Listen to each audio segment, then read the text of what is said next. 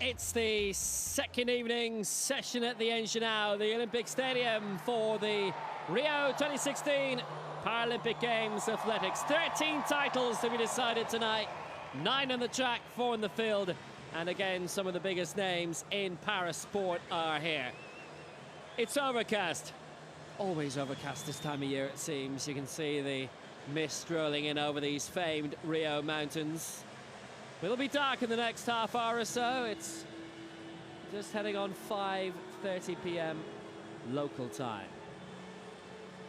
So the crowd's coming in as always. Yeah, good crowd, particularly on that far side down the back straight, and they'll be observing the field events and track events. 13 finals, 4 of them in the field. Particularly looking forward to the men's high jump. There's a record that we would love to see challenged, but it stood for 36 years in this particular men's high jump. One of the longest standing ones in Paralympic sport. But there's the menu for you. Some intriguing finals on the program. And this track, which is yielding so many Paralympic and a few world records, set to see some fierce action in this second evening session. We've seen lots of world records already, and among the names to watch out for in this session, men's 100 meters T35, Igor Svetiov, who set the world record earlier in the semi-finals. Women's 100 T37, the Paralympic champion Mandy Francois Ali. Georgina Hermitage, the European champion, who equaled her world record in the semi-finals. Women's 100 meters T38, Kadina Cox, Sophie Hahn, Ella Pardy, Veronica Ippolito, Shen Yufei, very competitive. We've got wheelchair racing action as well. Men's 5,000 meters T54. It's the first round. Semi-finals, effectively. All the big names in that, apart from David Ware, who's skipping this, but competing in just about everything else of note. And the women's 100 meters T11, we've got the 4-time world champion from last year, Liu Qixing. We've got the defending Paralympic champion, Terezhina Kilomina, also. Men's 100 meters T35 final. A new world record set in this in the semi-finals by Igor Sviatov, 12.22 seconds. It's his first major championships. Well, he's marked himself out as being the man to beat. Henan Barreto of Argentina, the reigning Pan-American champion. Lots of home support for Fabio da Silva Bornignon as well. So let's run through the field.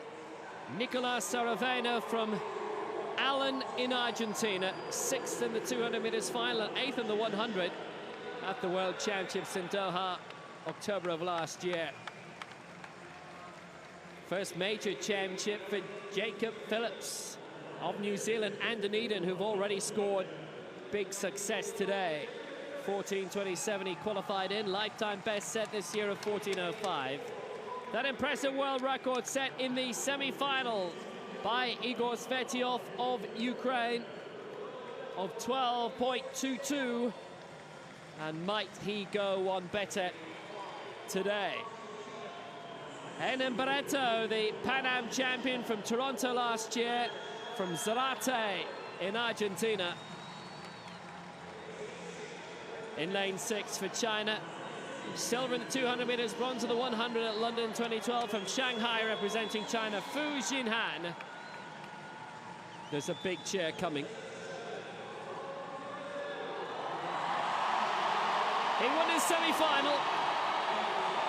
Fabio da Silva Bornignon, former 7-a-side footballer. Aidan Gent of the United States of Indianapolis is in lane 8. 7th in the 200 meters in the World Championships last year, and it's the first major championships. The third Argentine in this field, Diego Martin Gonzalez for Argentina. It's interesting to see the boys playing up to the crowd. It used to be, I think, that the Paralympic athletes were a little bit more modest and self-deprecating in their performance on the track leading up to. And now they're loving the occasion and playing up to it.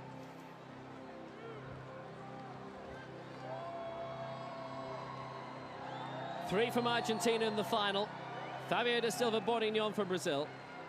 The final of the men's 100 meters T35. Aravena 2, Phillips 3, Svetiov 4, Barreto 5, Fu 6, da Silva 7, Gent 8, Gonzalez in lane 9.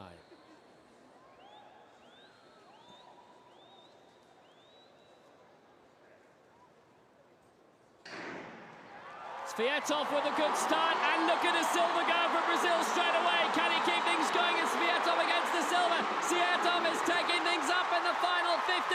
He's going to win 12.31, and Sviatov is the Paralympic champion. And Fabio da Silva Bourdignon of Brazil up there right behind, and there was a big Argentine challenge coming in him in the end, but Sviatov takes the honours. Da Silva in second for Brazil, and Barreto takes the bronze for Argentina. Well, he was always likely to, having smashed the world record in the morning session, Svetiov. Certainly, Da Silva Bourdignon made a great start out in lane 7, but the yellow-shirted Svetiov made the race his own by about the halfway point and was just easing away. Da Silva Bourdignon doing very well to hold on for silver, and Barreto of Argentina will collect the bronze medal. Then it was Fu and Gent of China and the United States, but he's won that by a handsome margin as Ihor Tsvetsov. Not the quickest out of the blocks, but probably second, and he has the top speed to better his rivals in this T35 final. Da Silva was off absolutely brilliantly, and then around the halfway mark, that's when Svetiov really came into his own. Powerful finish. He knew he had the victory by that stage. Don't think he was really that interested in the time. Just overtaking Da Silva, getting the gold medal. He got his world record in the morning. He has the main prize now. Igor Sviatov of Ukraine wins the men's 100 meters T35 with Fabio da Silva Bourdignon the silver for Brazil and a new South American record, and Henan Barreto third for Argentina with the bronze.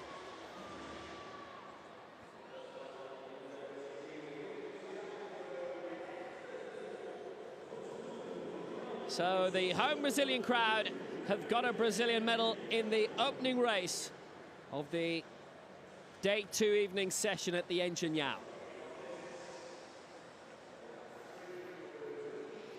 Once again, and as always, there are plenty of yellow and green shirts in the crowd. Nice to see the young ones coming along, getting a taste of Paralympic sport. Should see some even better crowds on the weekend, this being a Friday evening in Rio.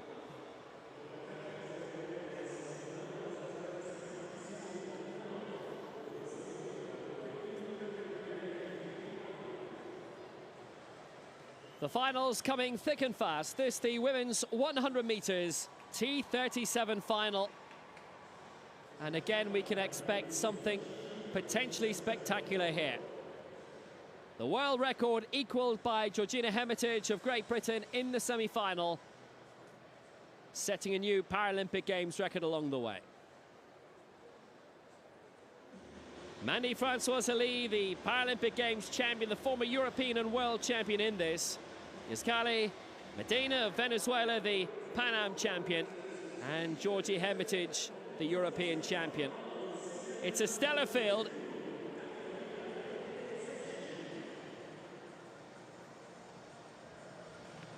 Starting off with lane 2, and the reigning world 200 meters champion from China, Li Yingli. Asian Games 4x1 champion, won 4 medals there.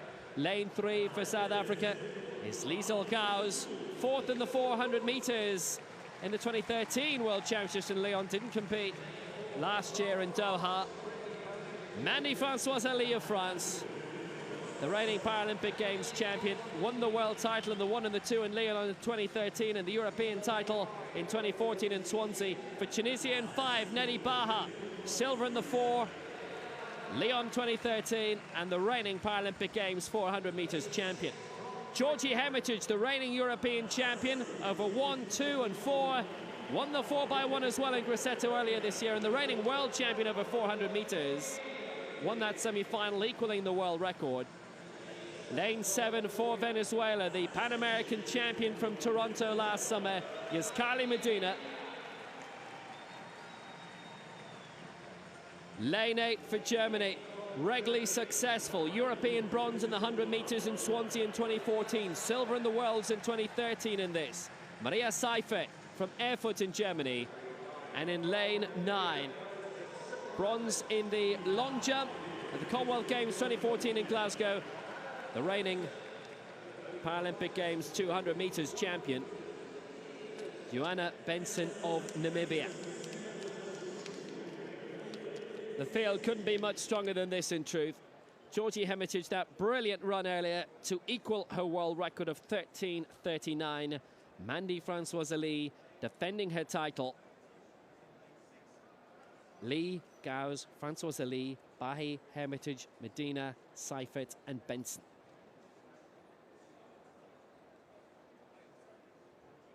The final of the women's 100 meters, T37.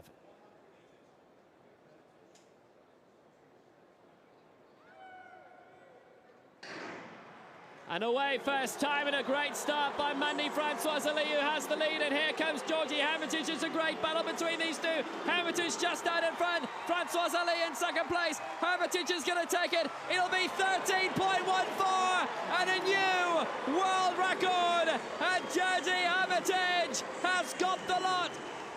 Paralympic gold, world record. Francoise Lee dethroned, finishing in second place.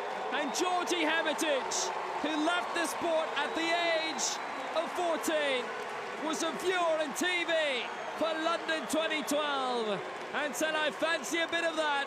And she's got it, and she's got the gold. Well, she's twice run 13:39, but she's taken 0.25 off that world record. And once again, confirmation, this is a quick track and these are great athletes, as Hermitage runs it in 13, it's been actually rounded down to 13.13. She got away quickly, as did Francoise Lee of France, but Hermitage cranked it up over the last 50. Hermitage and Francoise Lee in 6 and 4 had it between them. Hermitage had some work to do at this stage, but flew to the line and did not ease up for one moment, resulting in yet another world record. Punches the air. Very tight for third. 13.85 and 13.88 for Medina and Bahi. But the start from Hermitage, impressive. She was well matched early by Mandy Francoise Lee, but then she took control of the race from 50 metres out and just increased her lead all the way to the line. And still, the records tumble at the engine hour. Well, not only that, because Georgie Hermitage with the world record, and obviously the European record as well, and 4 continental records were set in that race. Medina third for South America, for Venezuela. Nedi Bahi fourth for Africa.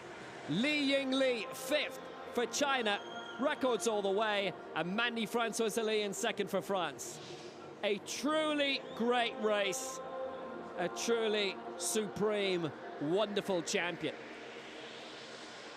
Georgina Hermitage wins, world record, 13.13. Silver, Mandy Francoise Lee for France. Bronze, Yazkali Medina for Venezuela. Continental records for her, Bahi and Lee. And obviously, Hermitage as well. Well, one of those moments where the triumphant athlete can't quite believe what they've done.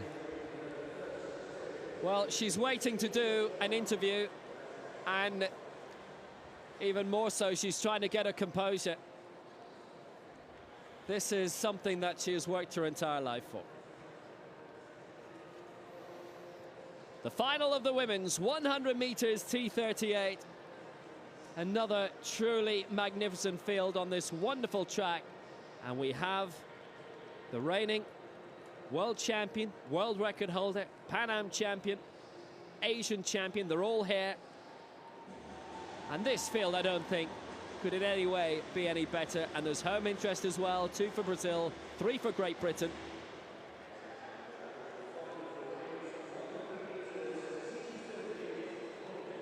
Sophie Hahn, the reigning world champion. Her international teammate, Olivia Breen. Medals across the board. 4x1, very successful. Won the European title this year, the world title last year for Great Britain. Lane 3, Jennifer Santos of Brazil. Silver in the 1 and 2 at the Pan Ams in Toronto last summer. Behind Veronica Ippolito. Gold in the 1, 2 and the 4 in Toronto. She's the reigning world champion over 200 meters, or should I say she'd won that in Lyon 3 years ago. Lane 5 for Germany. 5th in the 1 and the 2 in the Europeans in Gracento, but she's made the final here. It's Lindy Ave. Going for 5 medals, 3 in athletics, 2 in cycling. It's a busy week for Kadina Cox. World champion in a different category in Doha last year. Bronze in the 2 in the Europeans. Sophie Hahn, the reigning European and world champion. She's won the last 2 world titles. Paralympic record in the semi-finals. She's the world record holder too, 12.60. Sophie Hahn, much expected of. For Australia in lane 8. The Commonwealth Games, 4th placer in the long jump, 5th in the 1 and the 2 in the World Championships in Doha, but a good outside candidate for a medal. That's Ella Pardee for Australia. And lane 9 for China, the Asian Games champion over the 1, the 2 and the 4 and the 4x1. It's Chen Yunfei. Silver in the 1 and the 4 in Doha, the World Championships last year. Fast track, fast field, and the 2 great Britons alongside each other in Hahn and Cox. For Brazil, Ippolito and Santos, it's all about the gold. Breen, Santos, Ippolito, Ave, Cox, Hahn, Pardee, Chen. The final of the women's 100 meters, T38.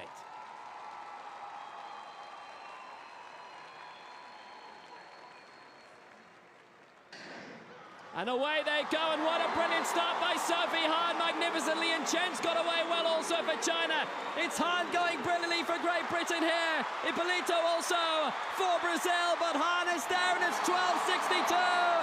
And unofficially, she's equal the Paralympic record. So close to the world record, but it's Paralympic gold for Sophie Hahn. 12.62, and never really in any doubt. Right from the moment the gun went, that's confirmed as a time now. Paralympic record, Paralympic champion, Sophie Hahn. Ippolito the silver, Cox the bronze.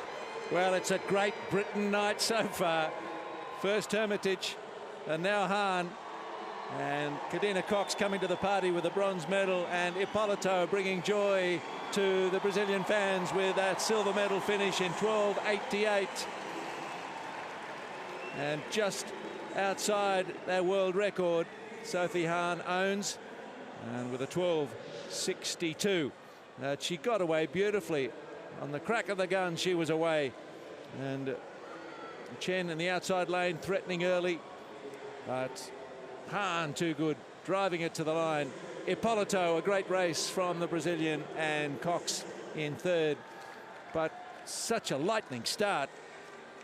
Tremendous reaction speed from Sophie Hahn, and back-to-back for Great Britain. Absolutely brilliant start it was by Hahn, and also on the outside in lane 9 by Chen, but Hahn well enforced by this stage. Ippolito coming well behind. Cox had held up well in 3rd place and pipping Chen out of the medals in the end. Hahn coming through, and she wanted that gold medal, I'm pretty sure, more than the record. No glance at the clock, steely-eyed determination, looking all the way across, and a look up at the big screen to make sure she was first. This was about the medal and not the time, but the time was very impressive too. She's equal the Paralympic record. Sophie Hahn, the Paralympic champion for Great Britain, 12.62. Ippolito 2nd for Brazil. Cox gets the bronze for Britain in a race for 5 medals. She's doing the cycling tomorrow. Good luck with that.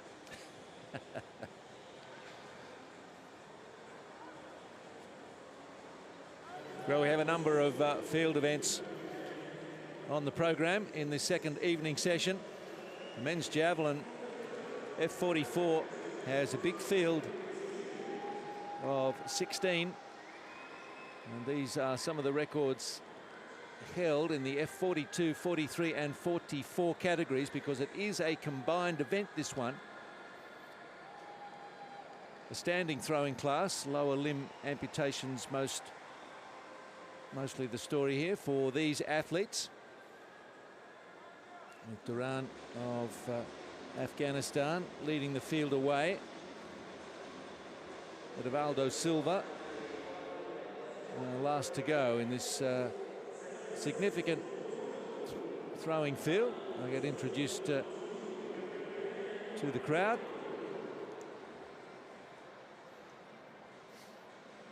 And Mohammad Durrani of Afghanistan. One of his more significant achievements, 8th in the discus at the Asian Para Games in Incheon a couple of years ago. Here he is, the 42-year-old from Afghanistan. So a competent thrower, both discus and javelin.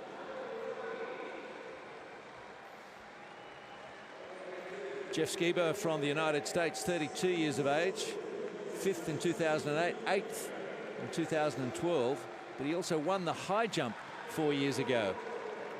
Very versatile. And Chris Boesso from Congo. Not too much known about him, but we'll find out shortly what he's got.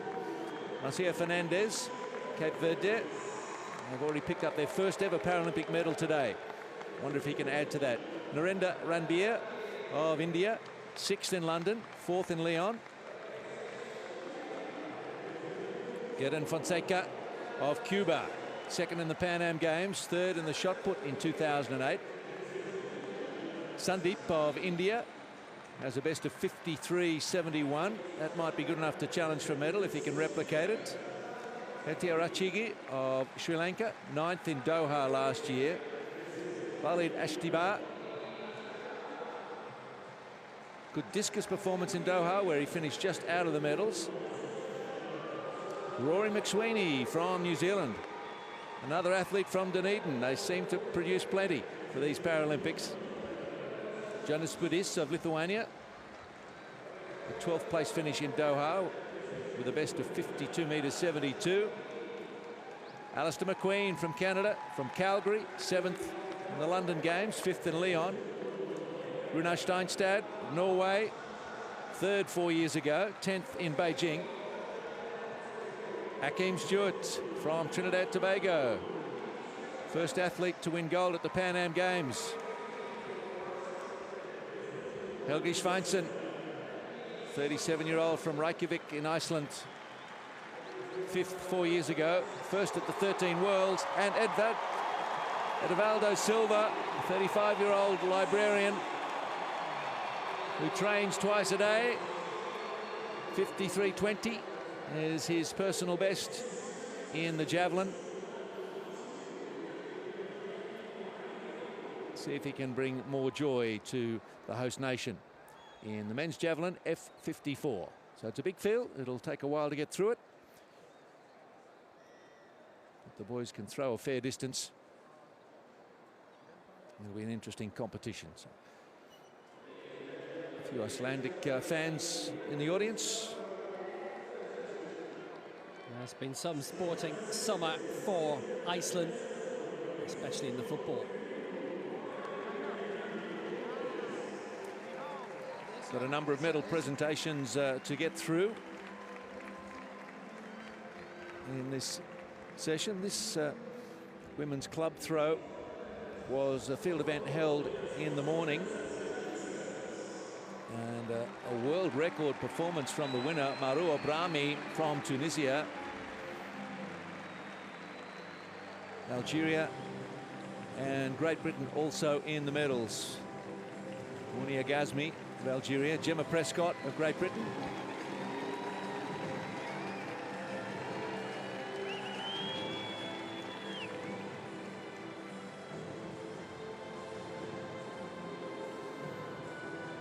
club's a throwing event that particularly suits seated athletes.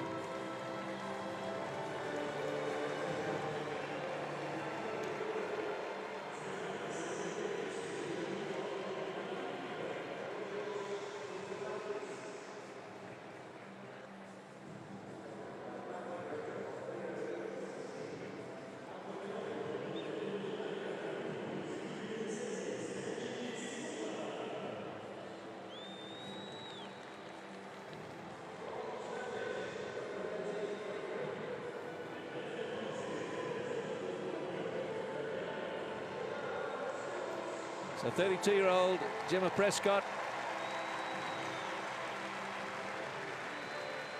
The best throw today of 19 meters 77, good enough to win her the bronze medal.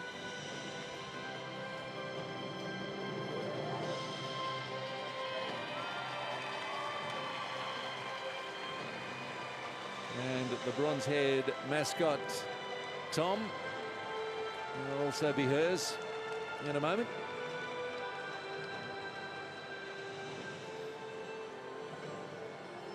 These are proving very popular. It's such a clever idea. Different coloured hair for the different coloured medalists.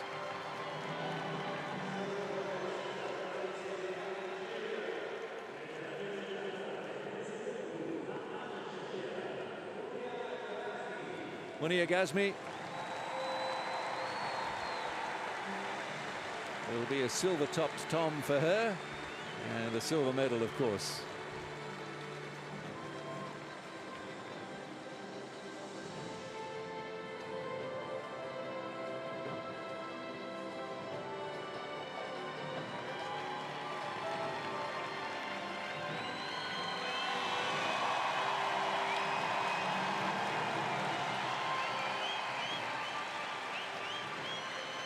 Ghazmi, 26 years of age, through a best of 25.41. That was a personal best.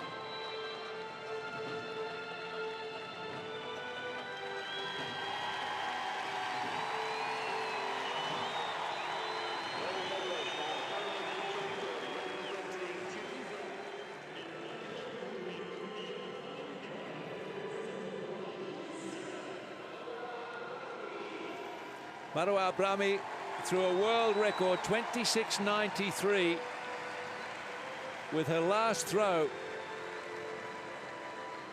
to win this event convincingly.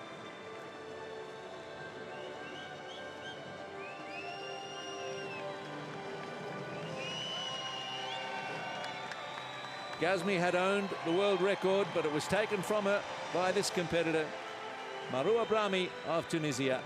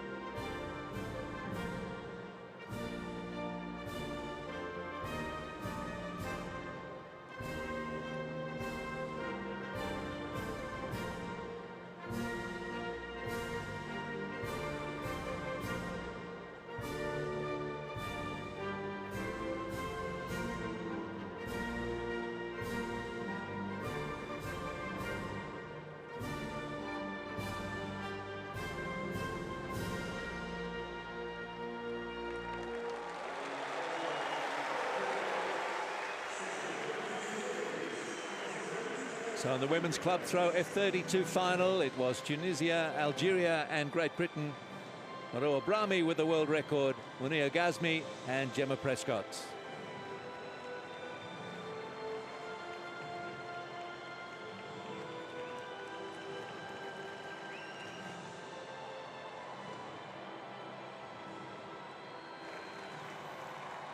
across to the men's javelin, F44.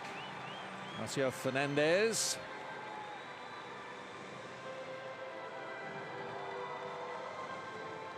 So out around 50 metres. He's capable of 56.24. And from Capo Verde.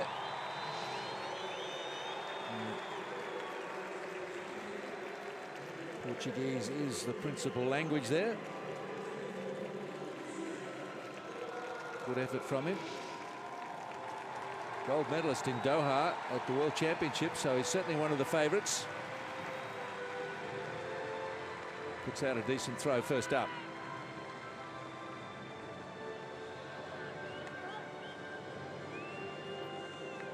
Narendra Ranbir of India next to go. 6th in London. 4th at the 2013 Worlds.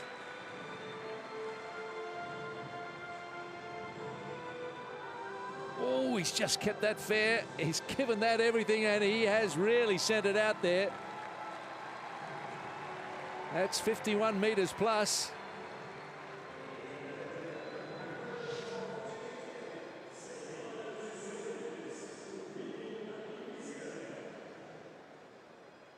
Best throw so far belongs to Sandeep of India, 54.30.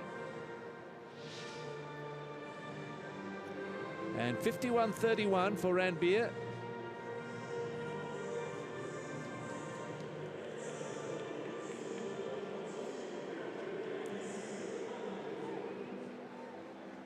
Now, another medal presentation.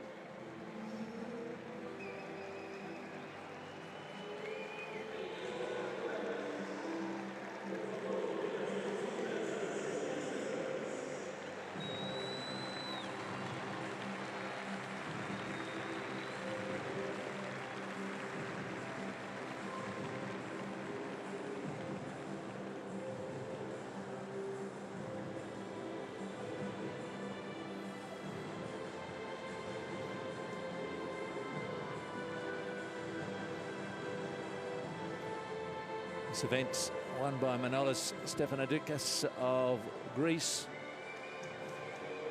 from Luis Cepeda of Mexico, and Alexander Triputs of Belarus.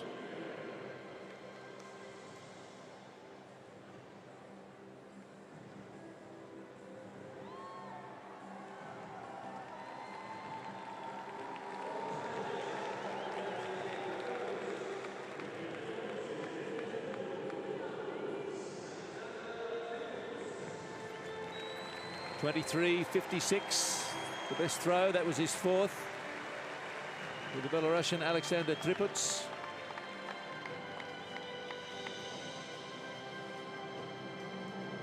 Won the javelin in Athens in the F12 category.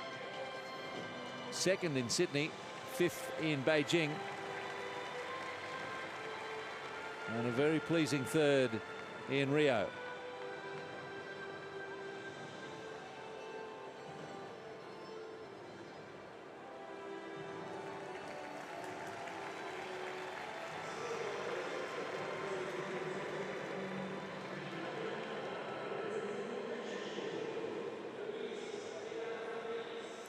Luis Cepeda from Hermosillo in Mexico. Started in around about 2050. His first throw, and just built across the competition. Finishing with a 25.92 for a season best throw.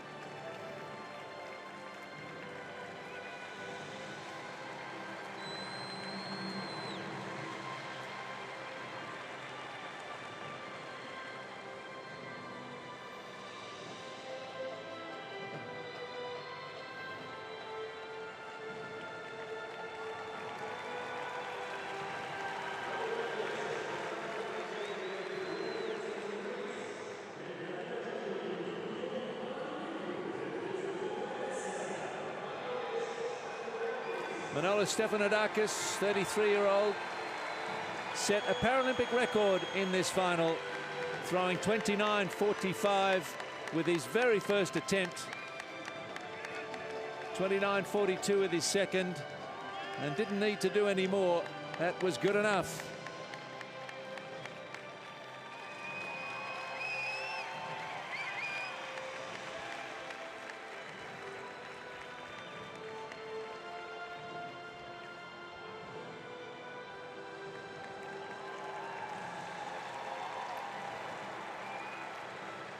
Greece sitting in the top 12 on the medal table.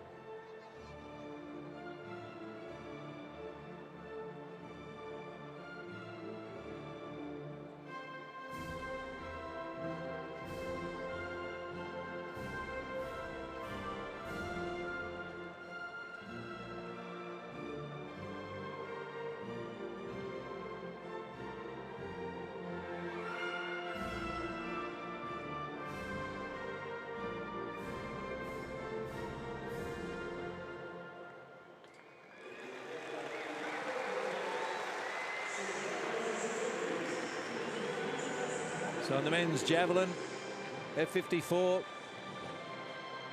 Stefanodakis of Greece, Zepeda Felix of Mexico, Tripits of Belarus, gold, silver and bronze.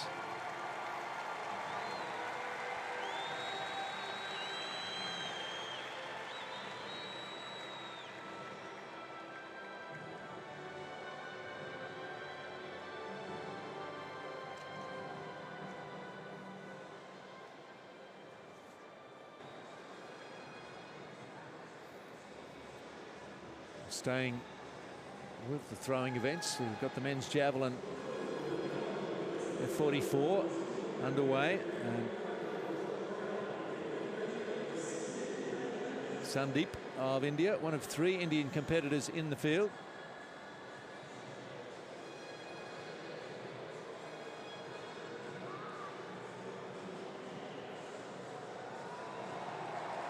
And a decent throw too from Sandeep, well out past the 50 metres.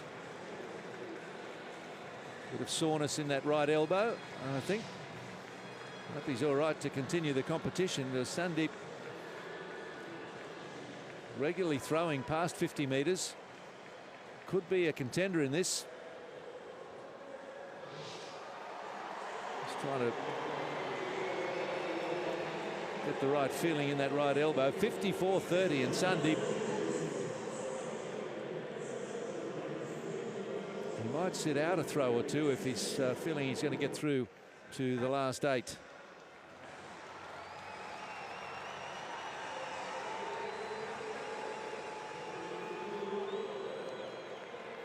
Now Rory McSweeney, 31-year-old from Dunedin,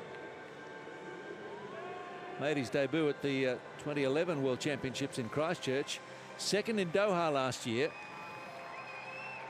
Has to be given a chance.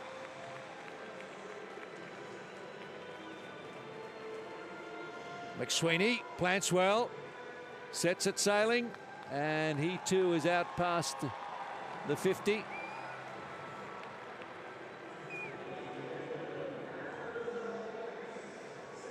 Quite happy with his first effort.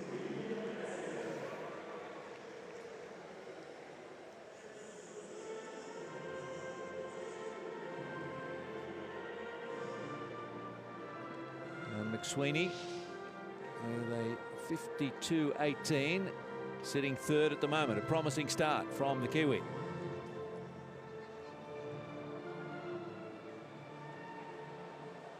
Crowds building as usual.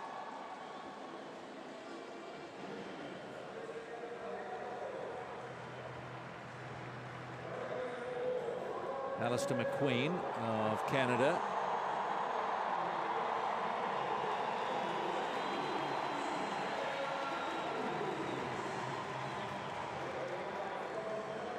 Seventh in 2012. fifth in Lyon at the World Championships in 2013. Ooh. He's got well under that, not too much so. A little bit of a stumble with the plant of the front foot. He sort of collapsed on the throw, really.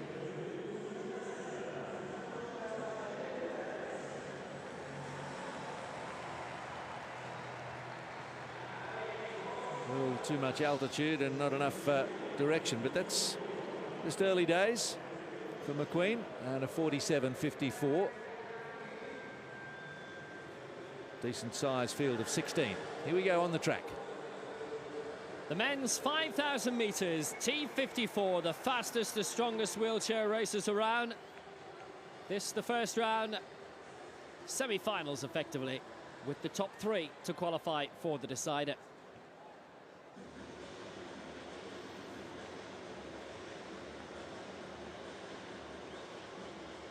Included in the field, the 5-time Paralympics champion, 4 times world champion from Thailand, Prawa Waharam. Marcel Hug, 7 times a world champion, but he has never taken a Paralympic Games gold. 17 times he's been a major championship medalist, 4 times a Paralympic medalist.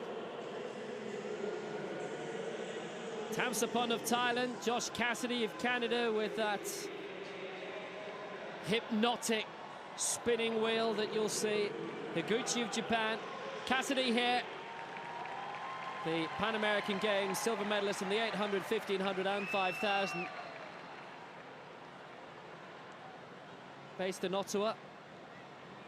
Alongside him in lane 7, Masayuki Higuchi of Japan, Kim Kyu-dae of Korea, bronze in the 1500 metres at London 2012. Here he is, this silver bullet Marcel Hug, the 5 times world champion from Lyon in 2013.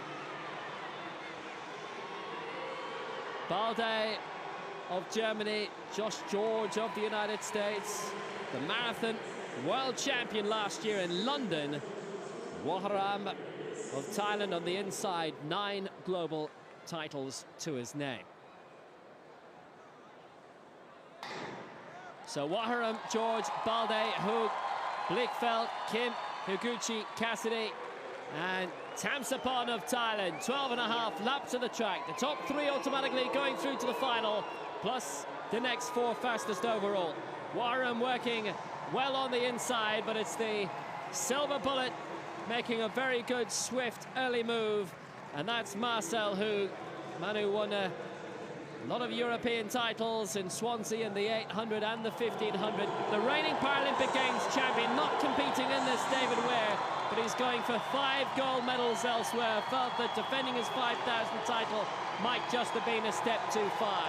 Maybe a case of a cycling peloton early on, few men taking up at the front, then going over to the side, and with a few laps to go, the proper racing going, and Hug has had his run at the front, and now he steps aside for the moment.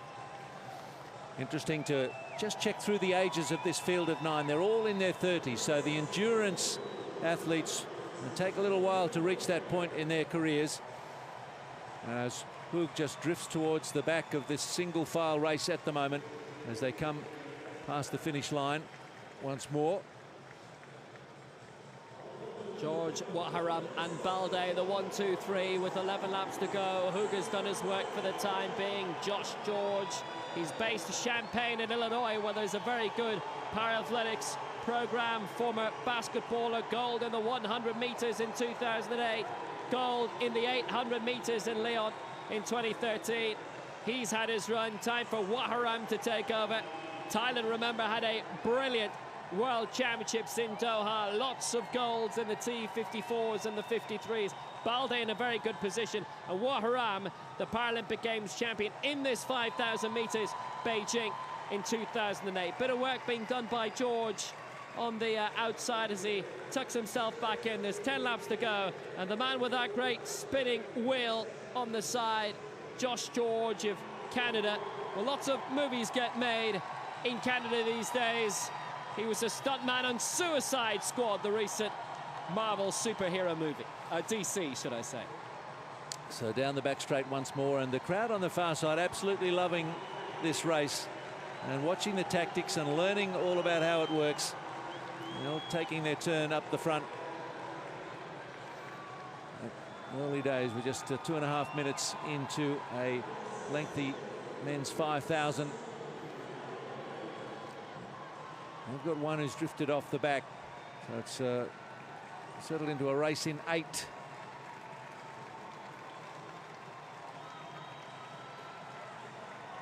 Nine laps to go. Balde hitting the front for Germany, born in Guinea but moved across to Germany at a young age due to a life-saving operation, and he's bedded down in Germany very well. He's actually based in Bonn, which is where the International Paralympic Committee are based as well.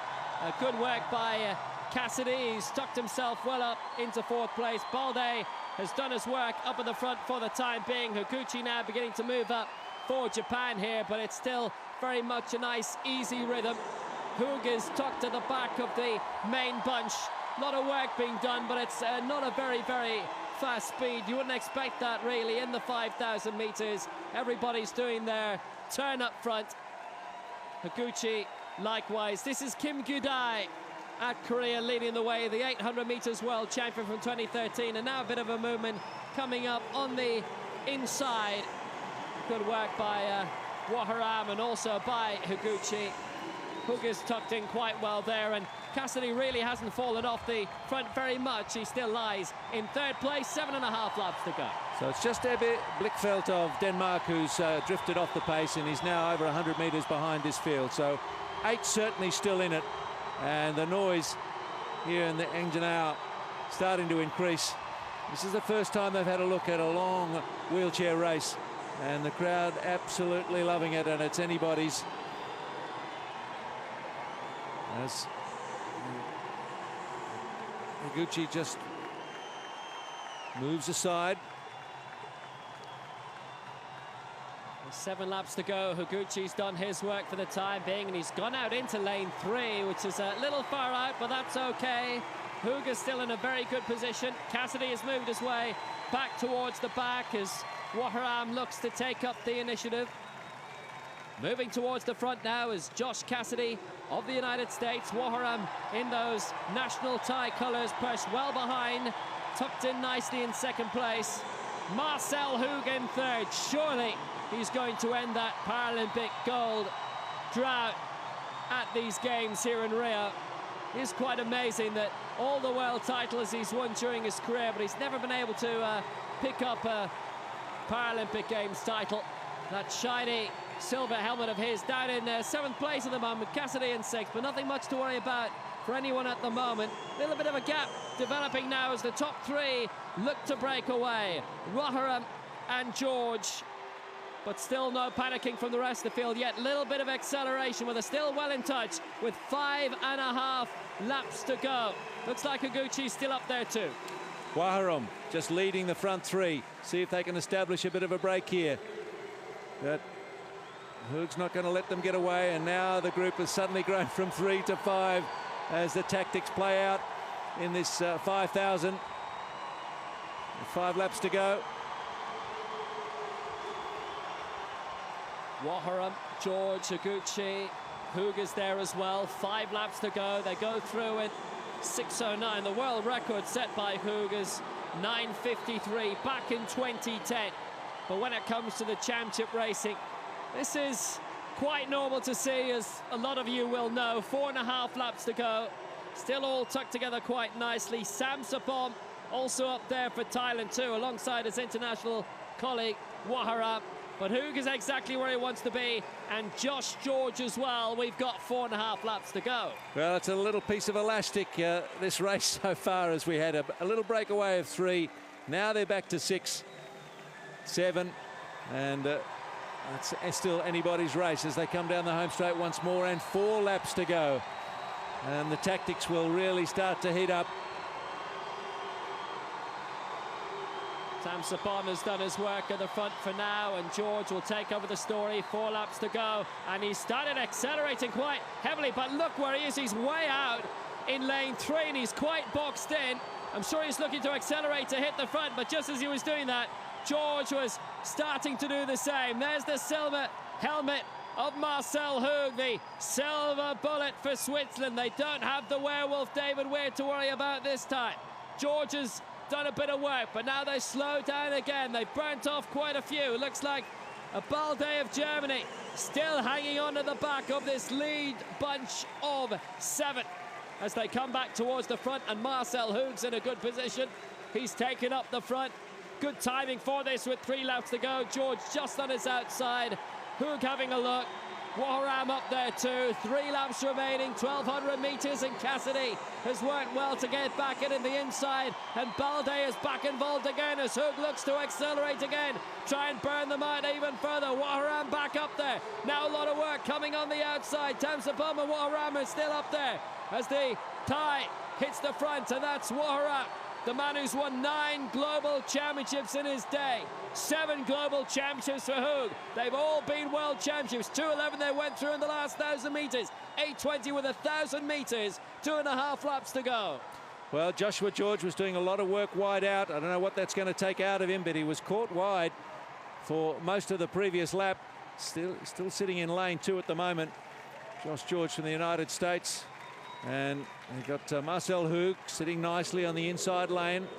They've really just put on a little bit of a burst to see who can stand the pace. And they have dropped a couple off. We've got 700 metres to go, and it's Marcel Hug who's in the lead. Waharam making a bit of work for himself on the outside. Remember, it's only the top 3 who go through and the 4 fastest losers, but obviously those fastest losers' times could be anything. It just depends on the speed and the time. It's Cassidy beginning to fall off the back of this main group. Balde making some good work for himself on the outside. It's Marcel Hug of Switzerland who holds the advantage, but Waharam has been man-marking him very well. Tucked in behind him is George, and behind him in turn for Japan is Suguchi, who we haven't mentioned for a while, but he hasn't gone away, and neither has Balde. Cassidy's just falling off the back of that. We hit the bell, and the lead being held by Marcel Hug. Waharam working well on the outside. George in third. Uguchi is in 5th position. It's excellent work by all of these, but there's only 3 who are going to go through automatically. Hug still plying the trade well on the inside. Perched between lanes 1 and 2. Waharam on the outside. George a little bit boxed in for the United States at the moment, but going well in 3rd place. Uguchi just right behind him, but he's still very much in touch. Now we go into the final bend, and it's Marcel Hug pushing himself out well. The tie going brilliantly also, and George has timed this well too. It's Hug who will win, and Hug takes it in 10 minutes 20.18. Marcel Hug couldn't have done that any better, really. Went out in the front with 3 laps to go and stay there. And Josh George was tucked in behind him, goes through in 3rd place. And all the way around, Waharam looked very happy with his position. But Marcel Hug, 10 minutes 20.17. It's actually only 7 seconds outside the Paralympic record held by Australia's Kurt Fearnley. Set in 2008. We still have action on the track because Ebba Blichfeld of Denmark still has half a lap to go and will be cheered all the way through. He fell back quite a bit there. No major medals in his career. Finished 7th in the 5,000 metres at the European Championships in Grosseto and 8th in the 1,500.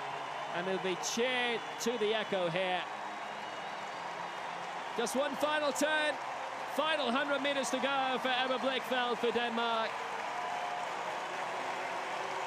And there's a large crowd, by the way, on the home straight in the lower tier. He won't win, he won't get through, but you know what? I think he likes the reception. The Paralympic Games, not all about medals and records. It's about getting a race run, and that's what Ebba Blichfeld has done here. Marcel Hug, Prawat Waharam of Thailand, and Joshua George, the United States, certainly through and qualifying. A season best for the Thai competitor Waharam. 10 minutes 20.34. A nicely judged race by Marcel Hug.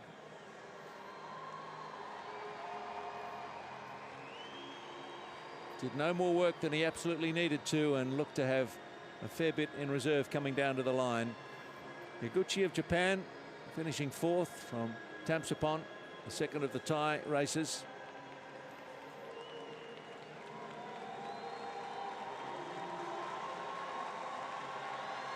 Josh Cassidy of Canada, 7th position. And then Kim Gai-dai of Korea and Denmark's Ebbe Blichfeldt, who drifted off the pace quite early. But Hug controlled it to the line.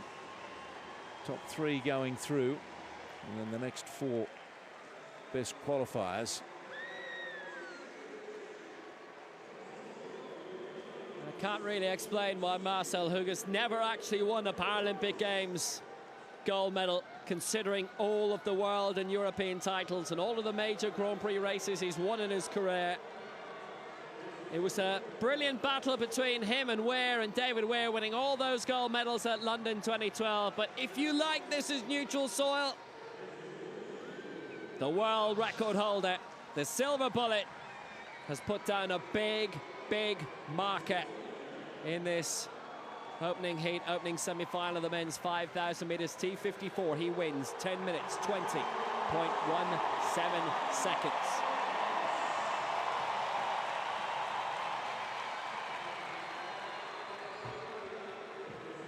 So Hug, Waharam, George, the automatic qualifiers, the 1, 2, 3.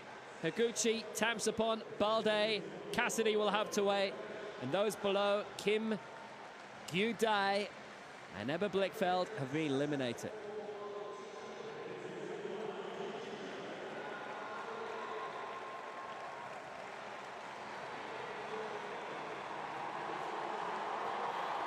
Across to the javelin for the men's F44 class.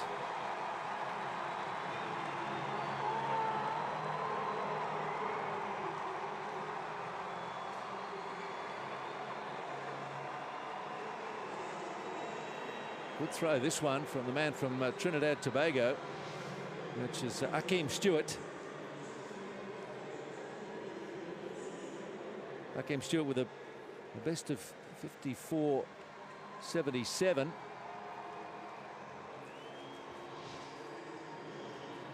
And 56.64, so it's a new world record.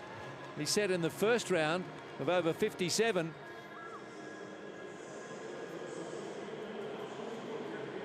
Men's 5,000 metres, T54. This the second heat to produce 3 more finalists. And Hug apart. This is an immensely strong field.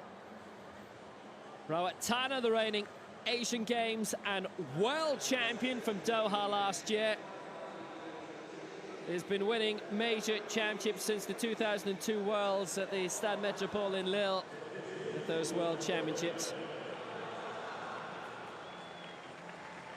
Right alongside Rawat Tana, the silver medalist from London 2012.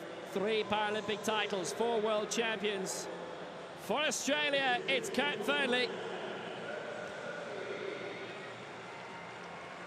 Jorge Madeira of Spain. Julien Casserly of France, who won bronze behind Weir and Fearnley at London 2012. The Pan Am champion Daniel Romanchuk of the United States.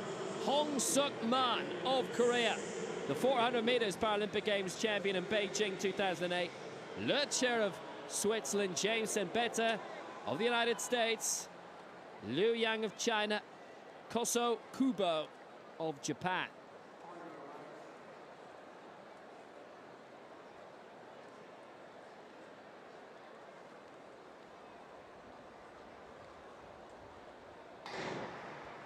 So away we go, 10 in this heat.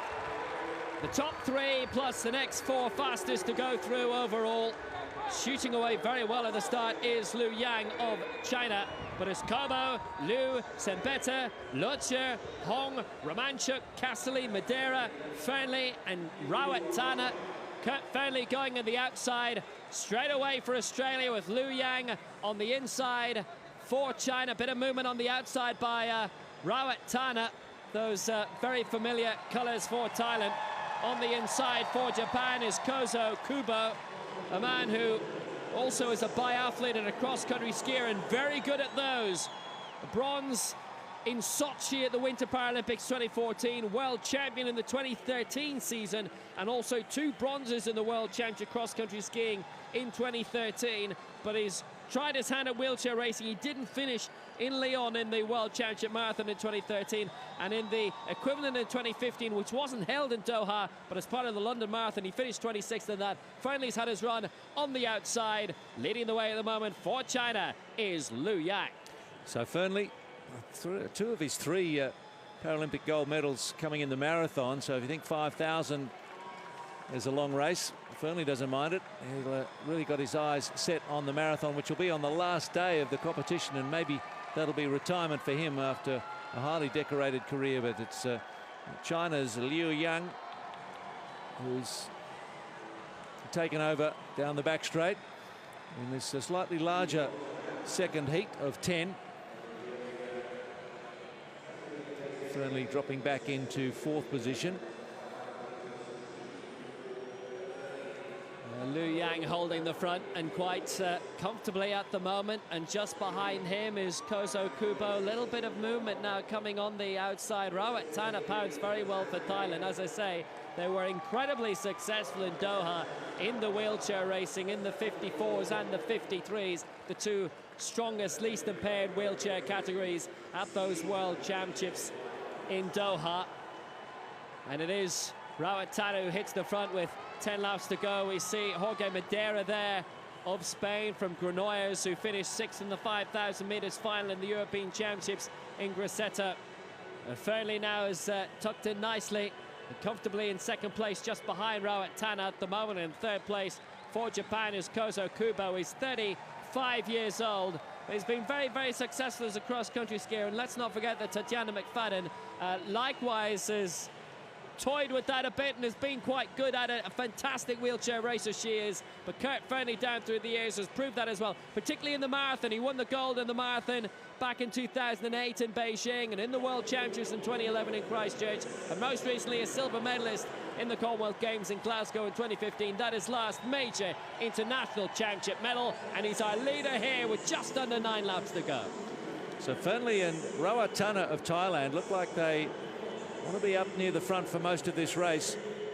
Fearnley gave them a bit of a test about 400 metres ago to see who would go with him. Fearnley and Tana, the only men this season to have raced under 10 minutes. So they look like they want to dictate the pace between them. Rawat Tana leads Fearnley into the home straight once more with 8 laps to go. Rawat Tana, who won at the Solheim bin Hamad Stadium, the Dubai Sports Club, back in October, that brilliant world title success. Rawat Tana now gives way, and Kurt Fearnley takes over the silver medal in London 2012 in this 5,000 metres. You'll see that Tana's still in a very solid position in 2nd place. And for Japan, Kozo Kubo, he's done very well. Look how far out, though, Fearnley has got. He doesn't want to do the legwork. He's done enough of that, to be honest. He's been up at the front and he's telling the rest, look, I've had my spell at the front. You hit the front now. He went out to lane 4, which is as much as a sign as you can tell that he didn't want to be there. It's 2:02. Rawat Tana hitting the front now. It's basically been between Tana and Fearnley in the front, and nobody else has done their share. It means that it's slowed things up considerably, and those in 4th, 5th and 6th may be in a bit of bother when it comes to the end of the race in comparison to the rest. Senbetta and Romanchuk tucked behind for the United States. 7 laps to go, and it's Rawat Tana who still leads, and he pushes over, wanting Fearnley to hit the front. And Fearnley does hit the front, but honestly, like Rawat Tana, surely won't want to be there for very long, because if you're out the front, you're exposed, you burn up a little bit. He's out in lane 2, so he's satisfied at the moment. The Japanese there, Kozo Kubo, has found himself placed in 3rd for a lot of this, and the Chinese as well, Lu Yang, who's in 4th. Fearnley, bit of a gap out of the front at the moment, but I'm not sure that's what he really does want to do personally. Tactically, a completely different race to Heat 1, as Fearnley again drifts very wide to wait for somebody else to take up the race. And finally, Kubo does settle in and still beside him, and it's a very curious race now as Liu Yang from lane 1, slides through to the front. I don't think Kurt Fearnley would be backward in telling his fellow competitors to do their share, but I don't know that they're listening. Where's he from again? You know he'll be forward and saying things, but he pushed his way out into lane 3 and he was just gliding, he was freewheeling. There's big trouble.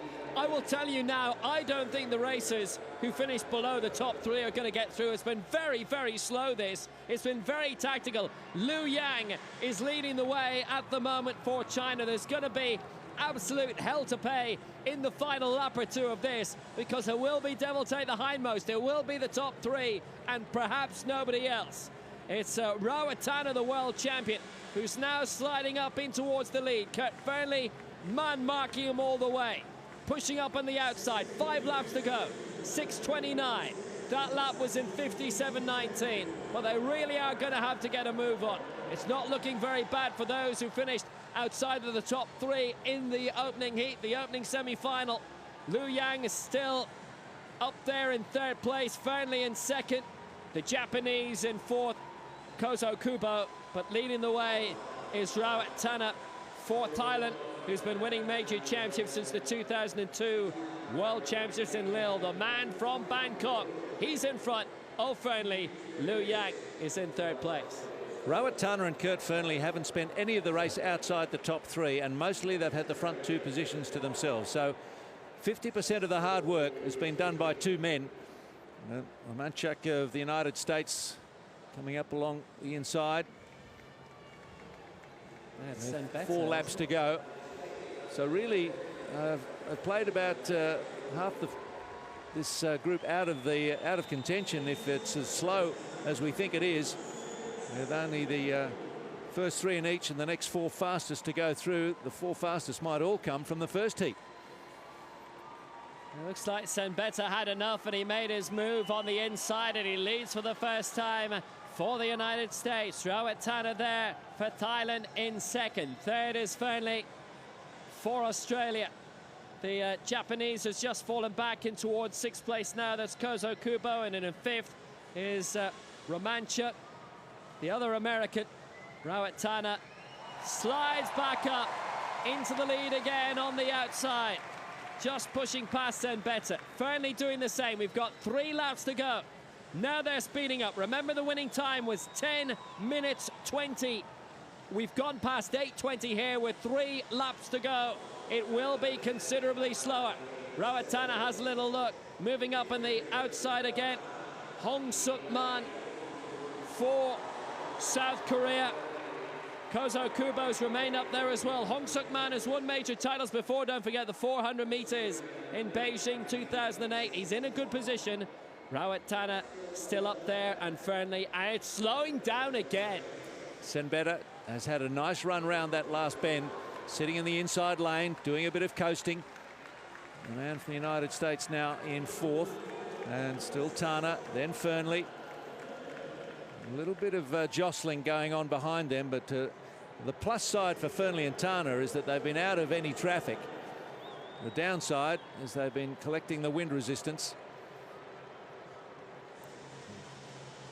As, down the back straight they go once more, and so 2.5 laps to go, and still Rawatana happy to do the leading. Fearnley happy to sit behind him for the moment, and it could well be that only the first 3 out of this 2nd heat make it. It's absolutely looking that way now as they come round the bend, and we've got 500 meters to go, and the bell is on the way, and it's Rawatana who's in the lead for Thailand as they hit the bell, and Fearnley's in 2nd place. Hong Suk Man's making a push-up finally up on the inside for the United States. On the outside is Romanchuk, who hasn't really featured much in the race. The other American on the inside, Senbetta's made his move again. Major acceleration. It's Rawatana who's out in front. It's Fearnley in 2nd place. Looks like Hong Suk Man has gone with them in 3rd, and the rest look as if they're going to be nowhere at this point. It's Tana leading the way. It's Fearnley and it's Hong, and the rest are going to be nowhere. It's only the top 3 automatically going through. Bit of acceleration from Liu Yang, but he may have left this too late, and Fearnley has got a point to prove. Fearnley's making a move up on the outside, and Fearney will take it for Australia. Fearnley is through. Tana's through. Hong is through. 10:36.53. And they were all very close, bunched towards the end, but 10:36.53. A very slow winning time compared to the first heat. Fearnley and Tana, Hong as well. No worries about those three. And they go through within half a second of each other. Fearnley, Tana and Hong, the qualifiers, and the rest are all out. So the first heat won by Hug in 10:20.17. This one 10:36.53 by Fearnley. So Fearnley, Tana and Hong Sukman of Korea going through. And it does look like the rest can think about another race. Castley the season's best there in 5th place, and Lou moved up well in the end in 4th, but they were really well out of it. It was decent acceleration for a good while in the inside by Sambetta. I don't think he picked the right lap to do that, and in the end the top three just shot away going into the final straight, and Fearnley wanted to win this race, put one over and Rawat Tan, and he did. Now Fearnley finished 4th in the 5,000 metres World Championship final in Doha that Tana won for Thailand back in October at the Dubai, at the Doha Sports Club. And he got a good victory in the end here in what is only effectively a semi-final. 10:36.53, we can't really read much into the time, but it was a good personal race between these two in the end. And they were the two who were leading the way when nobody else wanted to take the story up at the front. Unlike in the other heat where everybody chipped in, and I would make it the top 7 all went through. So Kurt Fearnley making a personal point there, but it would look like both he and Rawat Tana have got more to give the way that race was conducted. So Kurt Fearnley wins in 10:36.53. Tana in second, 10:36.61. And Hong Sukman in third for South Korea, 10:37.09. And the qualifiers for the final. The top 7 from the first semi-final, followed by the top 3 from the second. So Josh Cassidy, who was 7th in that first heat, does make it.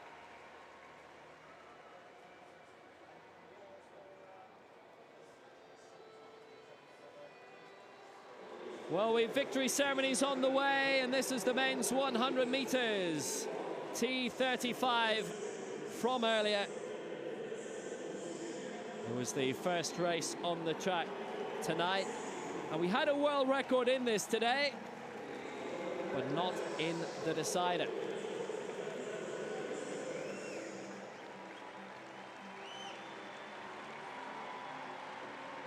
It's good racing this. There will be a Brazilian medalist, as you can see.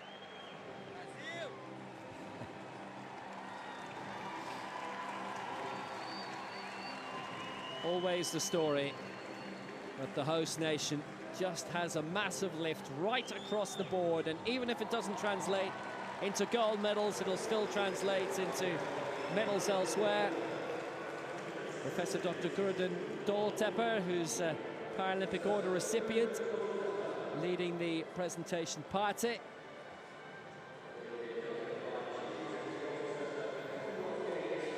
And with David Grevenberg, Commonwealth Games Federation CEO.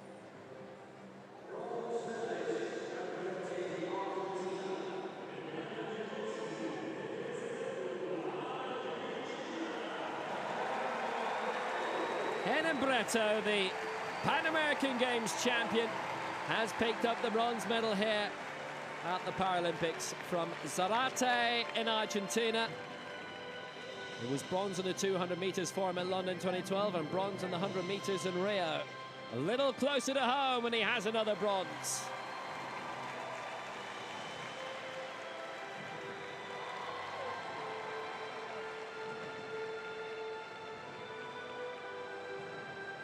And he has a bronze top.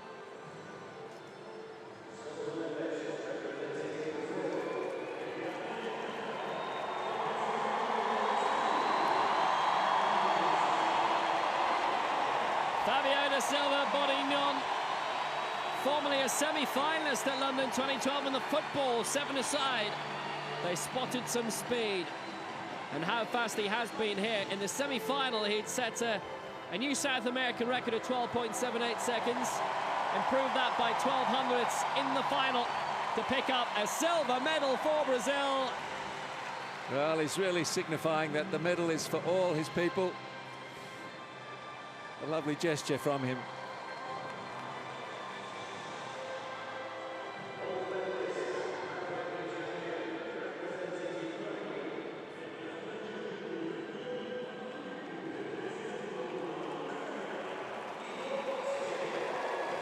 Igor Sviatov, the latest discovery of the great Ukrainian talent spotting program, won his semi-final in a world record of 12.22. It was 12.31 in the final, but he has what he wanted most, and that is the gold medal. Records for show, medals for dough.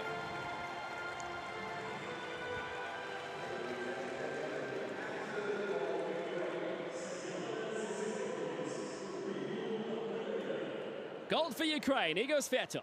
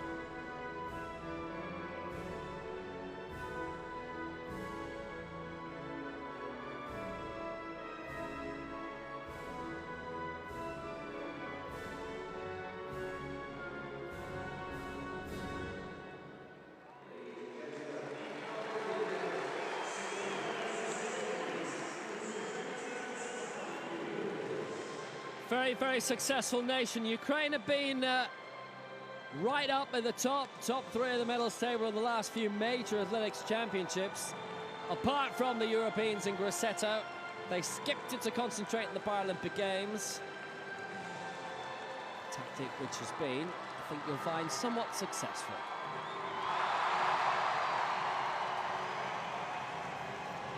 So I got further action, men's javelin throw, F44. Competition being led at the moment by Akeem Stewart of Trinidad Tobago.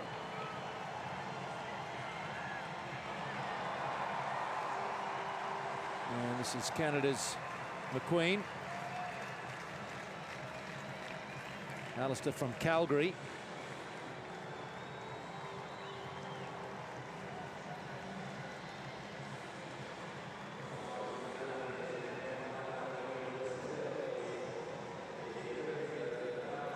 McQueen got well behind that one, looking to get it out past 50 and then some, and does. Pleased with that one, white flag raised.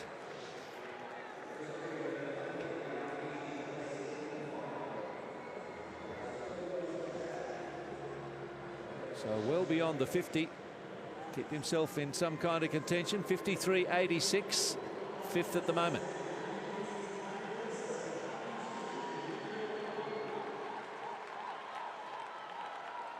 Women's 100 meters T37 victory ceremony coming up. Great race.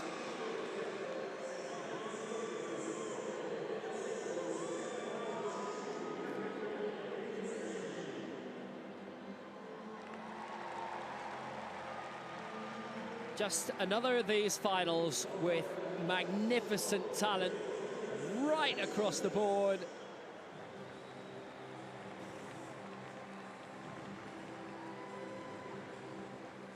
And a winner who had spent 10 years out of athletics. Well, what a return.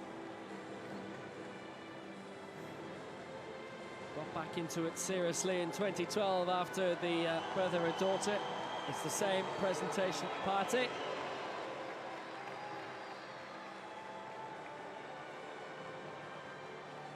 Each of these were title holders going into these games. They're all on the podium.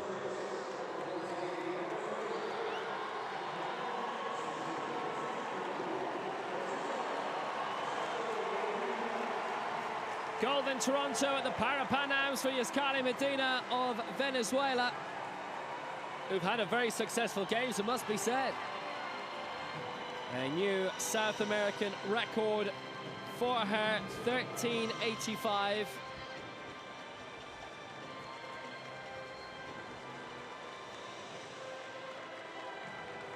In fact, of the top 5, 4 setting new continental records. Nedabahi of Tunisia in 4th, and in 5th.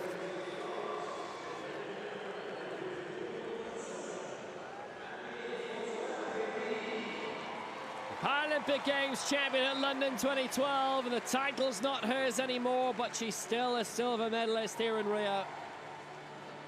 Around 13.45, which was only 0.06 of a second outside the world record that had been equaled in the semi-final by our eventual champion. Still a great result for French sport. Mandy Francoise Ali. It is silver.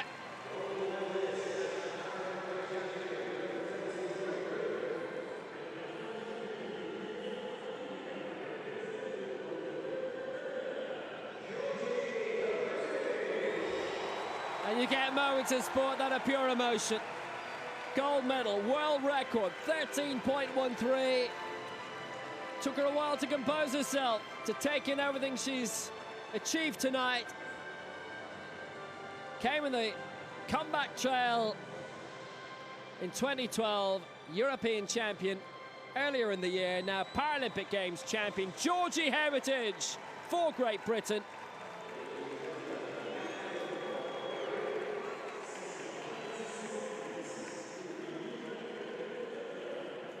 Gold for Britain for Georgie Heritage.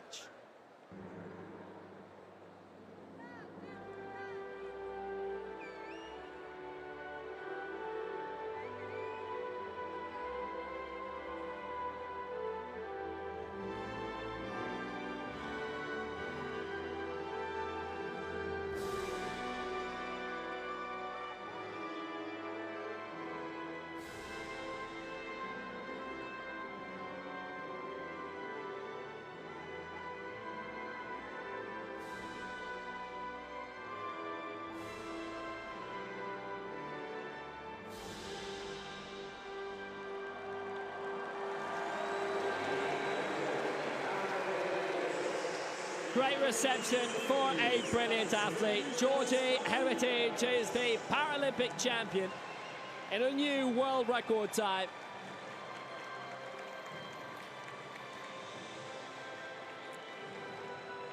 You might be reluctant to talk it up, but Great Britain is having a fantastic games. 2 days in, sitting second behind China on the medal table with 9 gold, 5 silver and 6 bronze as we sit here. So it's going very well. Let's take a look, though, at Helgi Sveinsson of Iceland. This is the men's javelin, F44. Sveinsson trying to work himself into a medal position.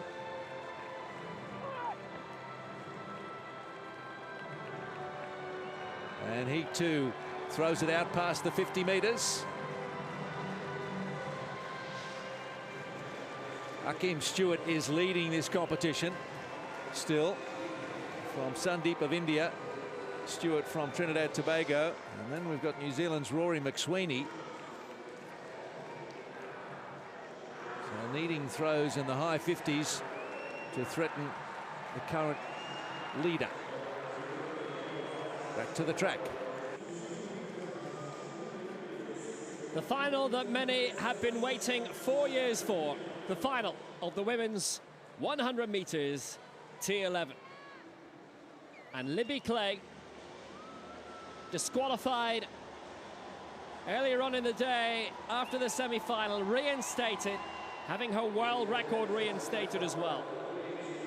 Teresina Guillermina, the defending Paralympic Games champion.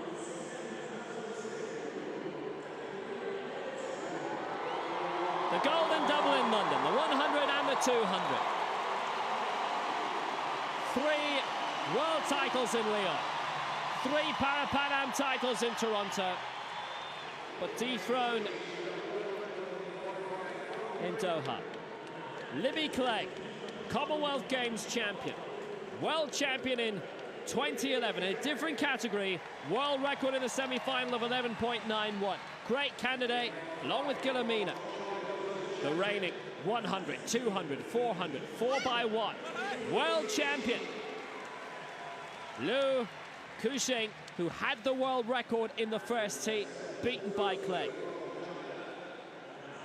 Gold in the 4x1, gold in the 100 in 2013 and in London 2012 and T12, that's Xu Guoha of China.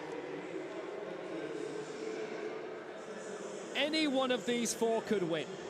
Libby Clegg with that world record in the semi-final of 11.91.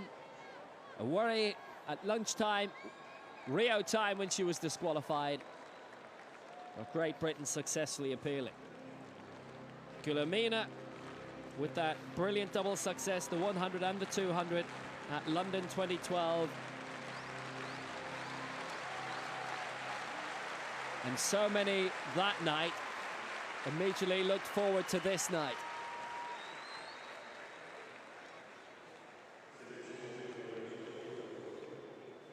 This should be explosive and electric and exciting. Guillermina in 1, Clegg in 3, Liu in 5, Xu in 7. The final of the women's 100 metres T11. They're away, a brilliant start by Clegg, a brilliant start by Guillermina, and also by Liu, and by Xu, and as Clegg coming forward, and it's so even between these 4, and Clegg is trying to pull away, and Clegg crosses the line ahead of Xu, and I think Clegg's taken that very tight, 11.97. Guillermina was in a battle for bronze for me in the end, and Liu had the world record first thing in the morning. It's rounded down to 11.96. I think it's Clegg.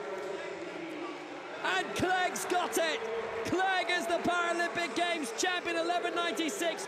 Xu in second place, 11.98. And Liu has got the bronze, 12.07. It's 4th for Guillermina, who loses her title. She doesn't get a medal, but Clegg, who got the world record in the semi-final, gets the gold here. A skinny 2 100ths between first and second. The competitors didn't know as they crossed the line. The guides weren't certain. They couldn't pass on any firm news until it went up on the screen that Libby Clegg had won it. Didn't make as bright a start as she did earlier in the day, and was certainly under threat from Liu and Xu. And indeed, Guillermina through the first 50 metres. And in the outside lane, Xu and the guide almost hitting the line simultaneously. Well, watch out for the guides as well. I think they were all okay. Guillermina really lost the rhythm in the final 20 metres. She got very, very ragged. It certainly cost her, I think, the bronze medal at the very least. She could have been a good bit faster as well. Now, Chris Clark, remember there was a lot of concern between these two. They were out of the final for a good bit of the day, and Santos was back in. Great running by Xu at this stage. Liu had the world record for a few minutes earlier. Guillemina had been in second for a little bit of that. Clegg behind a guide for a lot, Clark, but then shooting away to the line and just taking it ahead of Zhu, and 200ths of a second behind them. And Guillemina, I'm sorry to say, has been disqualified. So Clegg, Zhu and Liu remains to 1, 2, 3. Guillemina had been fourth and out of the medals anyway, and Libby Clegg has got the gold for Great Britain. It's been a brilliant night for them. Hahn and Hermitage, and now Clegg, 11.96. Zhu, the silver for China. Liu, the bronze for China. I think in those early strides, Clegg and Clark got out of synchronisation and just may have taken a little bit of pace away from their first 20 metres.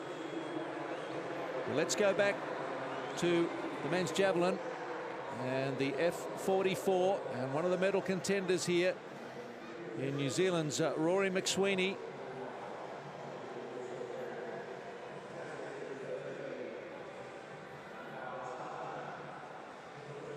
McSweeney's had a strong competition. He's been sitting around third position, and with a good fourth throw here, could put it up towards a silver medal position, because it's threatening about 55 metres. He's well beyond the ribbon for 50. And McSweeney 54.99. Not far off his personal best of 55.80. And McSweeney lifts.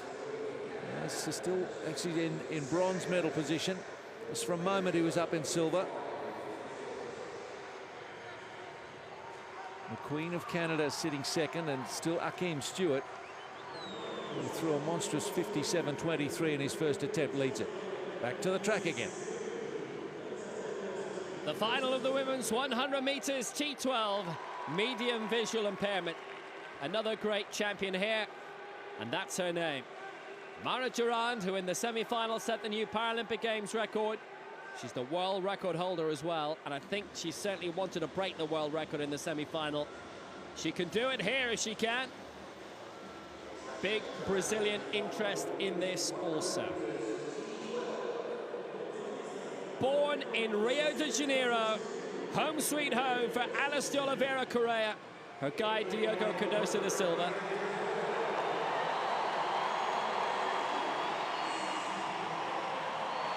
Silver in the 1 and the 2 in the Para-Pan-Ams in Toronto. Lane 3 for Azerbaijan, silver in the 1, bronze in the 2 at the World Championships last October in Doha. Elena Chibanu and her guide, Hakim Ibrahimov. In lane 5, the reigning Pan Am, World and Paralympic champion for Cuba, Mara Durand. Her guide is Yonel Kindelan, her husband an international hammer thrower. And in lane 7, the reigning European champion from Wattenscheid in Germany, it's Katrin Müller-Rothgart and her guide Sebastian Fricker. Gold in the 1 and the 2, bronze in the long jump at the Europeans in Grosseto. She has never won a global medal, either at a Paris or at a World Championship. Durand has got all the golds lately. Doubles in the Worlds 2011 and in 2012. Wasn't in Lyon. Triple champion in Toronto and in Doha last year. De Oliveira Correa in 1. Chibanu 3. Durand 5. Müller-Rothgart in 7. The final of the women's 100 metres. T12.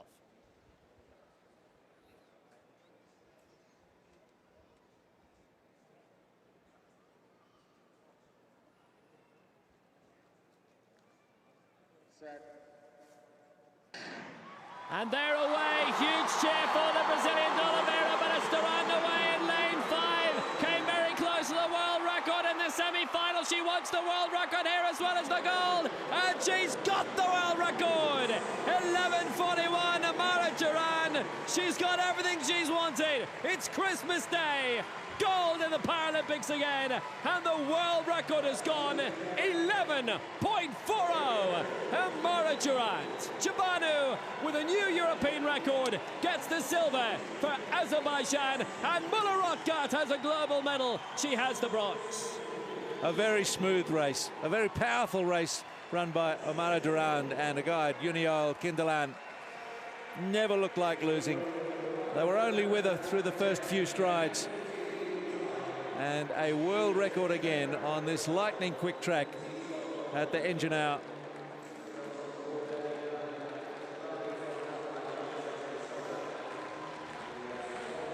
She desired it so much, didn't she, in that semi-final? Yes, made such a good start. Chibanu able to stick with her through the first 30 or 40. But Durand easing away, pushing to the line. Those in the outside lanes could not keep the pace of the middle two, Chibanu and Durand. But Muller-Rotgat finishing with the bronze medal.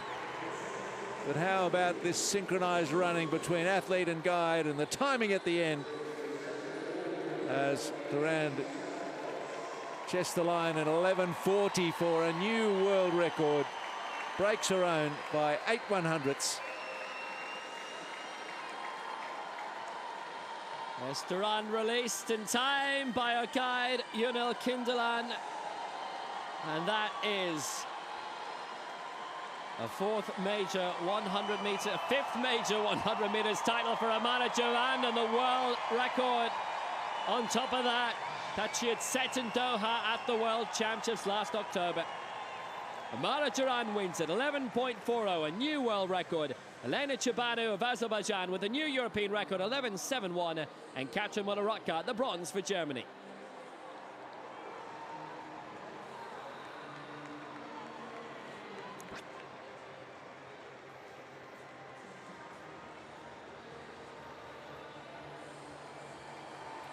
Plenty of people here making plenty of noise in this lower deck of the engine out, as we look forward to another victory ceremony on this busy night of finals and medals. That's the women's 100 meters T38.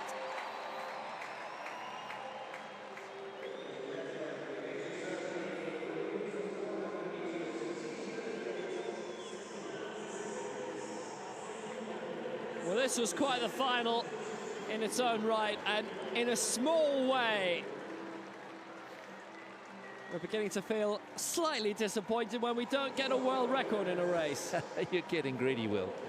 But we had a Paralympic Games record and a brilliant champion, and not just a brilliant champion, 3 brilliant athletes, of course, on the podium. But our bronze medalist is quite the story. And she makes the news again. May not be for the last time.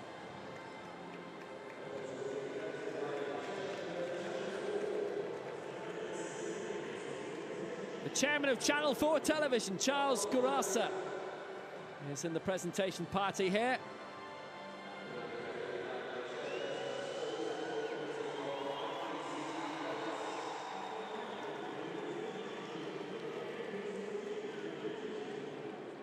IPC Athletics Chairman Ed Warner joining him.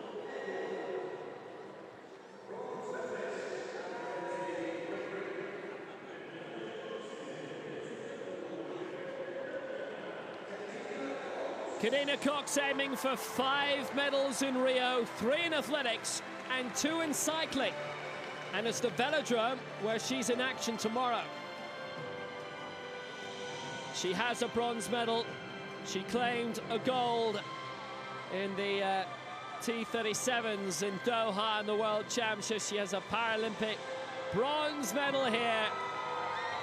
And she might have quite a few of those mascots by the end of the week.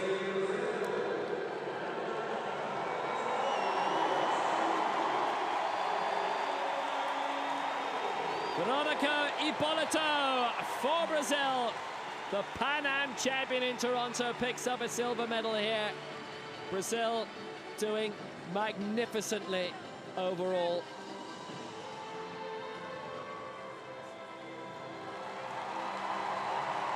Brazil have won 5 medals in athletics now, 2 gold, 3 silver.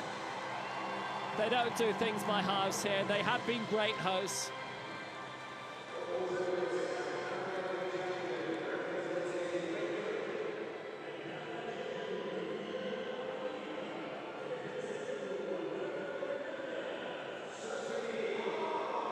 And Sophie Hahn, another superb champion. The world record set in claiming gold in Doha at the World Championships last year. And in Rio, a new Paralympic Games record, so close to the world record, but she wasn't looking at the clock. You could see that. She was focused firmly in front of her to get across the line first and get that gold medal. And that's precisely what she's got.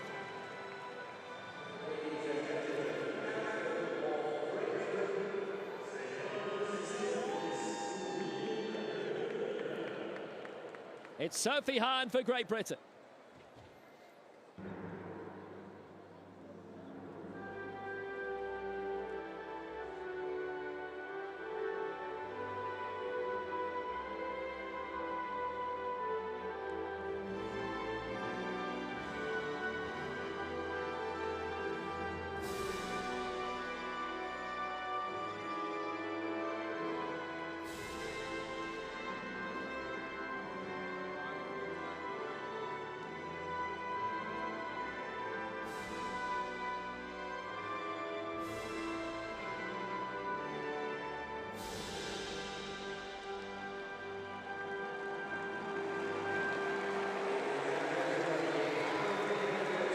Sophie Hahn takes the honours.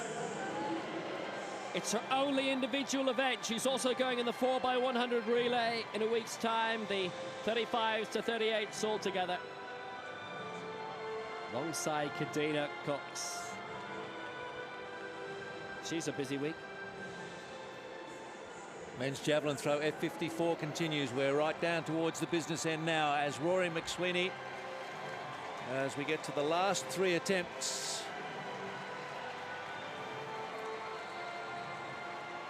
needs to make sure this is a good one, because there's still someone after him who's sitting out of the medals. He could get pushed out of third by Sandeep, and then it's Akim Stewart of Trinidad Tobago.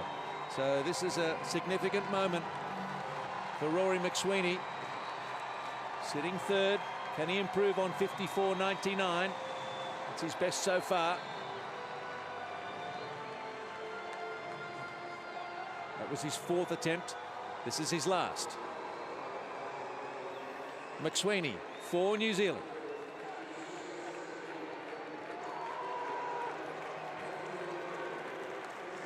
No, that won't be an improvement on his 54.99, but he thanks the crowd.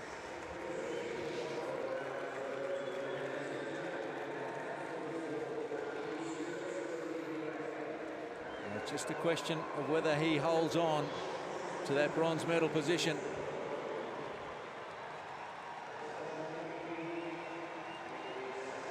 We'll be hoping.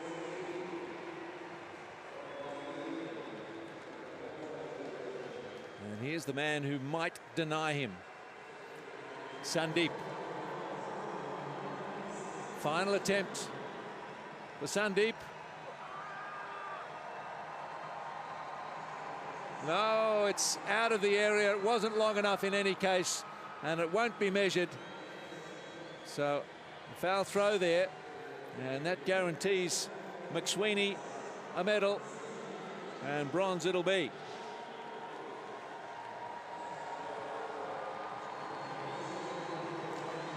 Just misses out, but this man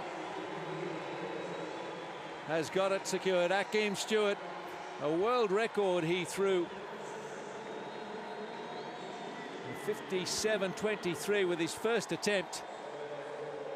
Lets one fly. Oh, it's another good one. And Stewart will pick up the gold medal.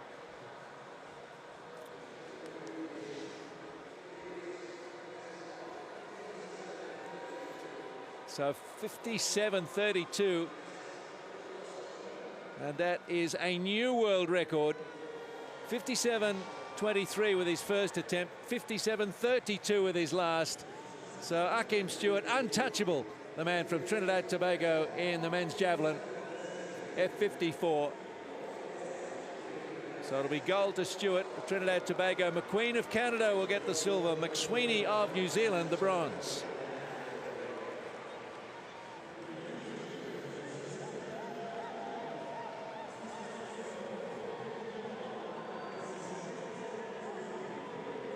Well, Stewart at the Pan Am Games became the first athlete from Trinidad and Tobago to win a gold medal. He's thrown a world record here. 24-year-old from Scarborough in Trinidad and Tobago. He was 4th in Doha at the Worlds. And now he is a Paralympic champion. Or at least will be when the medal is put around his neck.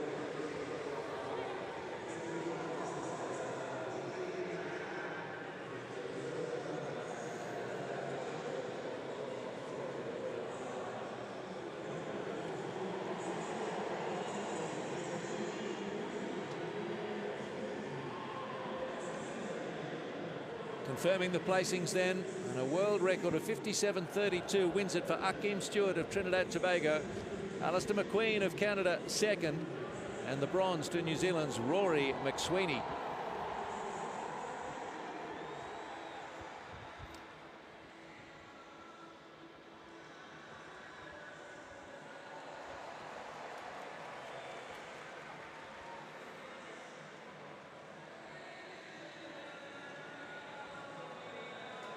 Another of our great champions goes in the final of the women's 100 metres T54.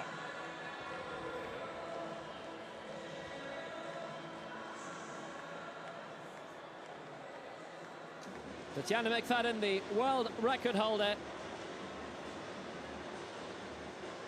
She's not the defending champion in this. That's Lu Wenjun of China. McFadden did win the world title in Lyon. Lu, the Asian Games World and Paralympic champion. McFadden, the former world champion. Kataya, the former European champion. And Hannah McFadden there for good measure also. Lane 1 for Nigeria. Hannah Babalola from Lagos. 5th in the 200 metres final at the World Championships in Doha. She was 7th in the 100 metres and also had a go at the 1500, finished 7th in that. Lane 2 for the Netherlands from Amsterdam. Silver in the 100 metres in the European Championships final in 2014 in Swansea. 6th in the 100 metres final in the Worlds in Doha, where she won bronze in 4 and 8. Margaret Vandenbroek. Cherry Madsen of the United States, the former Paralympic Games champion from Sydney 2000. Silver in the 200 in Doha. The reigning Asian Games World Paralympic champion. 3 golds in the Worlds in Doha. 3 golds in the Asian Games in Incheon. Lu Wenjun, lane 5. The lady who won 6 gold medals in the World Championships in Lyon in 2013. Reigning Paralympic Games champion over 4, 8 and 1500 metres. Tatiana McFadden. Lane 6 for China. First major championship, but she still won her semi-final in 16:42. It's Li Yingji. Lane 7, the 2014 European champion in Swansea. For Finland, Amanya Kataya, the reigning world champion over 200 metres. And in lane 8, Hannah McFadden, bronze in the 1 and the 2 in the World Championships in Doha. 7th in the 400. It's Hannah McFadden.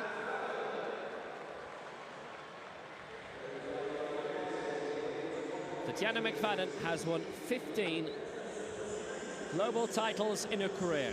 3 at the Paralympic Games in London. 12 world titles. Didn't compete in Doha, but did win the Marathon World title last year. The defending champion is Lu Wenjun in lane 4.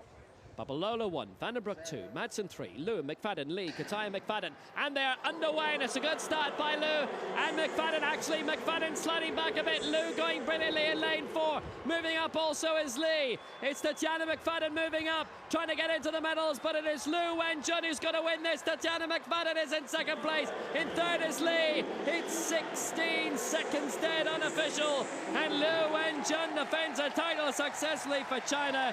Tatiana McFadden in 2nd, Lee in 3rd. 16 seconds the winning time, and it's an equal season's best. McFadden gets the silver, 1300ths of a second behind, and Lee in 3rd, a further 900ths back. Lu just too quick off the line. That made it a China 1-3. And a very slow start. She was back in about 5th position, Tatiana McFadden. Now she gets it going, manages to split the Chinese competitors at the line to pick up the silver, but Liu Wenjun, too good. 16 flat. Tatiana McFadden 16.13 and Li Yingji 16.22, a personal best for the bronze medalist. McFadden really came from a long way back, gave them meters, but look at that wheel of the American emerging now. Just simply ran out of meters. Liu Wenjun really won it at the start. Yeah, very bad start by Tatiana McFadden, and she set the world record this year in Indianapolis of 15.35, but she wasn't motoring at all tonight. Liu, unstoppable tonight, 16 seconds dead, and McFadden, I can't even estimate how much she gave away, maybe a quarter of a second with that incredibly slow start. She must have been down in 6th or 7th by the 10-meter mark. She fought back brilliantly for 2nd place, but the gold and the title retained by Liu Wenjun of China. 16 seconds dead. Tatiana McFadden 2nd, 16.13. Li Yingji 3rd for China, 16.22. And Hannah McFadden in 4th place. Cherry Madsen 5th.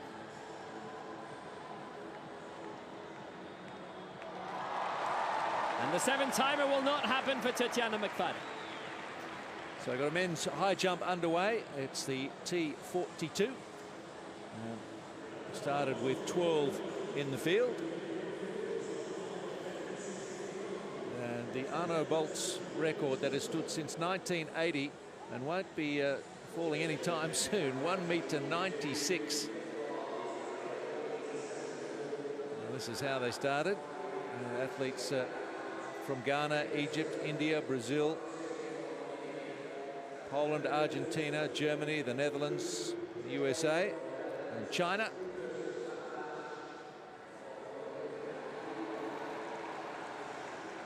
Mariappan Thangavelu of India.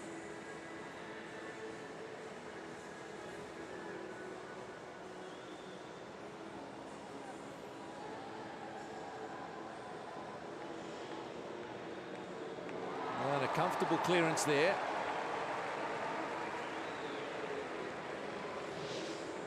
Going through quite impressively. Has a personal best of 185. Which, looking through the field, is about the strongest. So he's just joined the competition early and has had 5 clearances. Now Zhong Jikang with a best of 175.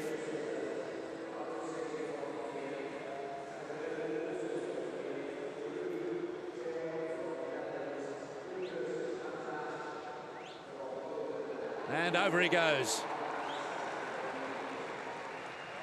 The athleticism of these competitors is quite incredible to watch. And they are clearing good heights here. So 174 for Zhong.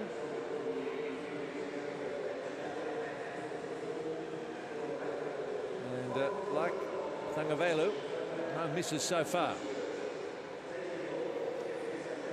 Zhong was 4th in Doha.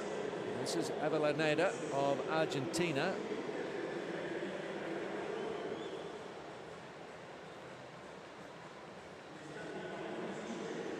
Ninth in Doha.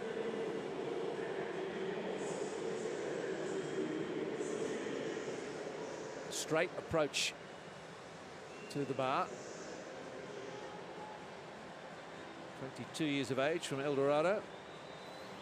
8th at the Pan Pacific Games in Toronto last year, and can't manage a clearance. So Avellaneda struggling at 174.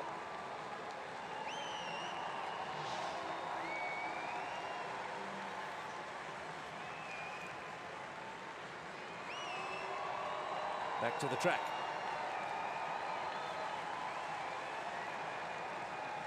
The final of the men's 100 meters T53. The reigning European and Paralympic champion is in this. Mickey Bushell. Brent Lakatos is the world record holder. 3 golds in the last World Championships. It's another terrific field. Pierre Fairbank has a huge amount of success in his career. He's been winning major championship gold since the 1998 Worlds in Birmingham.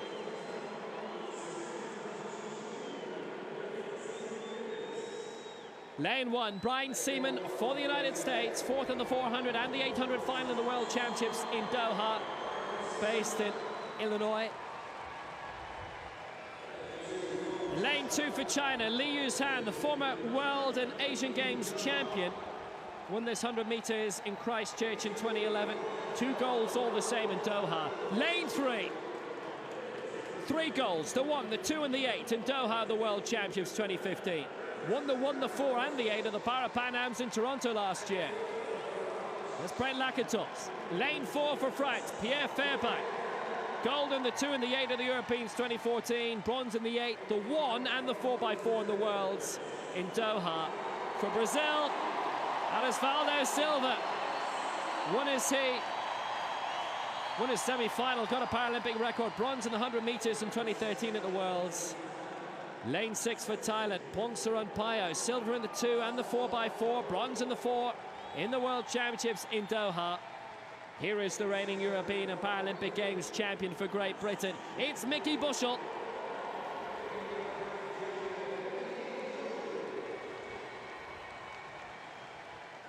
And in lane 8 for Saudi Arabia, 5th in the 100 meters final at the World Championships in Doha, 4th in the previous World Championships in Lyon. It's Fahad El Ganaidal.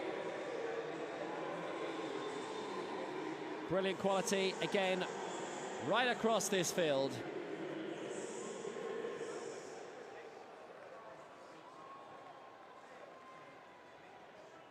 So it's Seaman in 1, Lee in 2, Lakatos in 3, Fairbank 4, Silva 5, Payo 6, Bushell 7, Al Ganaidal in lane 8. The final of the men's 100 meters. T53.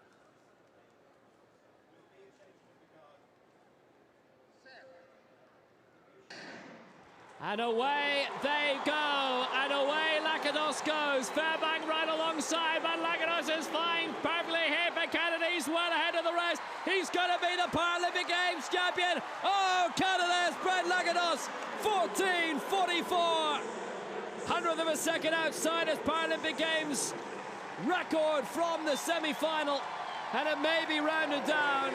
Lakatos gets the gold. Payo, the silver for Thailand in 14.80, and Lee the bronze for China. But Brent Lakatos hits the golden moment for Canada. It was a very even start. Lakatos had to wait about 25 metres before he could establish some kind of dominance over Li Huzhao on his left. And then Payo of Thailand started to make a move, but it was by a length and a half that Brent Lakatos got to the line. So it'll be gold for Brent Lakatos, and his wife Steph Reed has already had a silver medal in the long jump. So a pretty good day for that couple, and an especially good one for Canada's Brent Lakatos.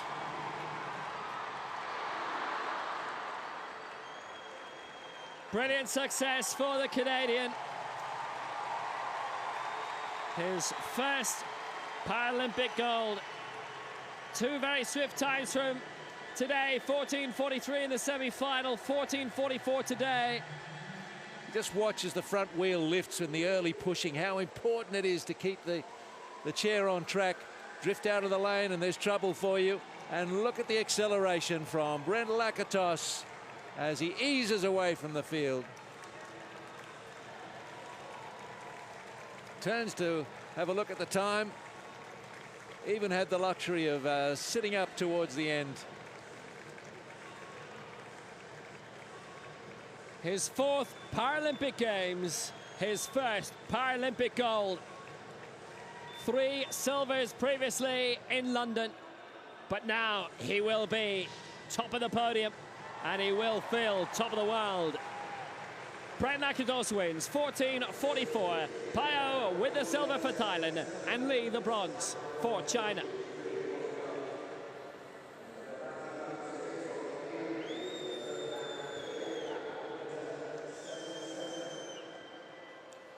And we still have some action in the men's high jump T42. And from Poland, Łukasz Mamkarz.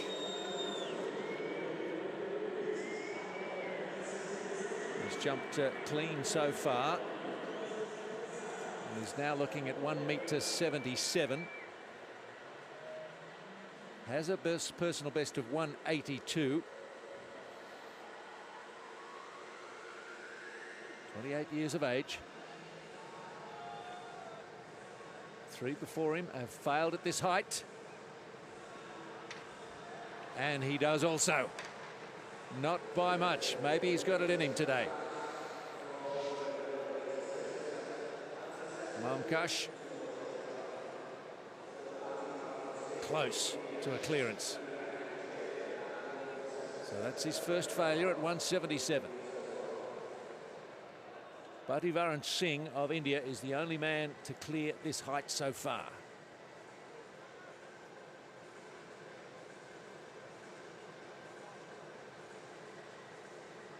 Now we've got Yaroan Tuen next to go. With a reasonably short run-up. He has also jumped clean, and he's also looking at this height for the first time.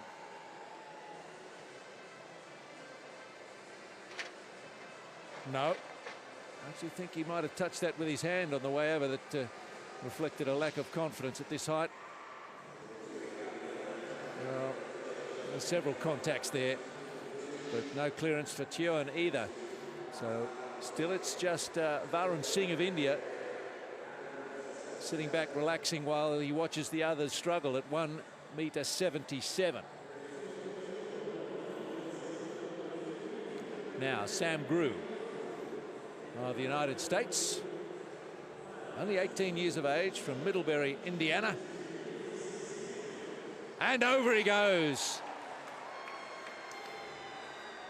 Well, the youngest man in the field by some years.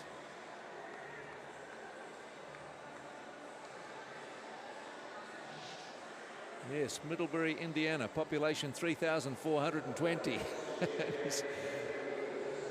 Only two then have cleared at 1.77.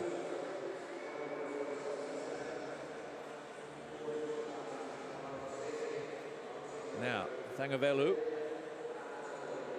of India.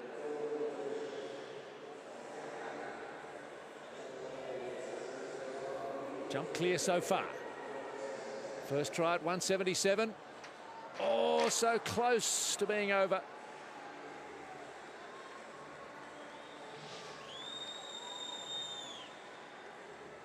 Just touched it with the small of his back, perhaps. So his first failure. This is a testing height.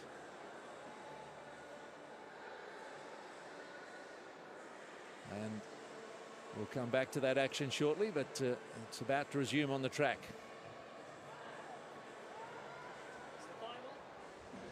It's the final of the men's 400 meters T12 medium visual impairment, where guides are optional. Just the one guide being used by the European champion who goes in this. The Asian Games champion and the world champions also feature. Madi Afri, his first major championship. He won his heat, second in the semi-final for Morocco. Afri, a good candidate here. Reigning world champion over 400 meters from Doha. Previously had won it in Christchurch in 2011. Luis Goncalves of Portugal. He's excited. The Asian Games champion, 200 and 400 meters from Incheon 2 years ago. Silver in the 400 meters of the World Championships in Doha 2015. Sun Qishao of China. And the European champion from Grosseto in June. Bronze in the 200 meters in that as well.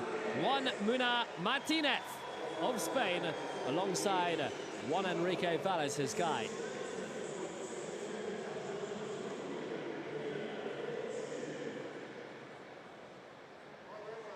Muna Martinez, the European champion. Sun, the Asian Games champion. Goncalves, the world champion. Mahdi Afri, not a champion at all yet.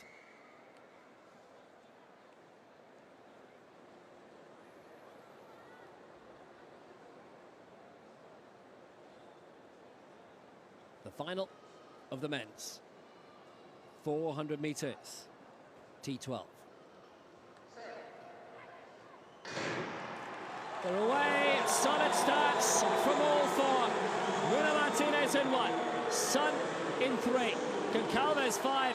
I think Afri's had the best start really out in lane 7 for Morocco, but Goncalves will have a lot in reserve over the final 250 meters. Santos also going very well out of lane 3. He's almost caught up with Goncalves. Did Afri put too much into the first half of the race? We'll have to wait and see. They straighten up shortly. Sun and Goncalves are battling very well in the middle. Afri still not out of the hunt. Goncalves beginning to slide back a little bit. It's Sun Qishao, the Asian Games champion in 3. It's Mahdi Afri in lane 7. Afri falling back in a second place. Sun is going to take it for China, but Afri's done brilliantly to get the silver. Goncalves the bronze, and 48.58 is just outside the world record. Sun Qishao takes it for China, ahead of Afri. A brilliant David Todd with the silver medal, and Goncalves, the world champion, takes the bronze. It's a new Asian record for Sun Qishao. It's personal best for the top 3 right across the board. Sun the gold, Afri the silver, Goncalves the bronze, and Sun did shine.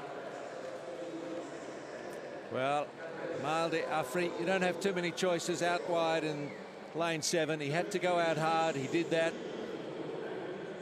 And as they came around the final bend, it was Sun who caught him on the stagger. Disappointment for Juan Muna Martinez of Spain, out of the medals. A golden Sun. Sun began well, and he certainly wasn't going to make the mistake of switching off.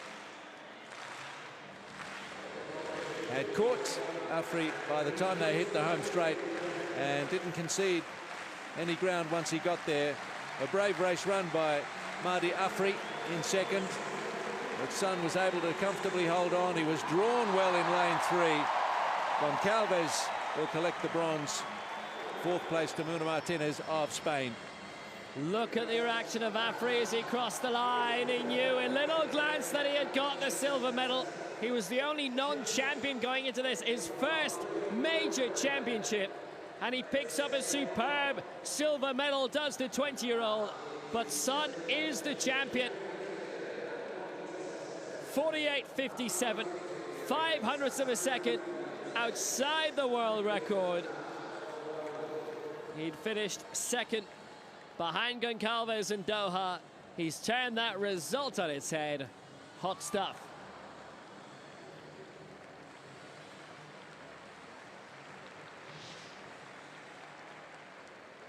Sun the champion for China, 48.57. Mahdi Afri the silver for Morocco, and Luis Goncalves the bronze for Portugal.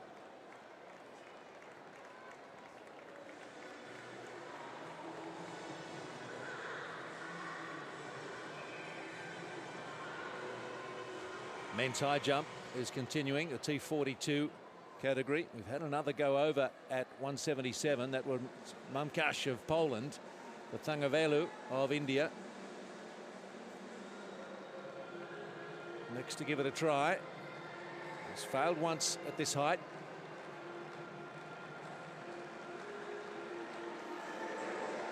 Thangavelu this time is well clear. A beautiful leap from Thangavelu from Bangalore.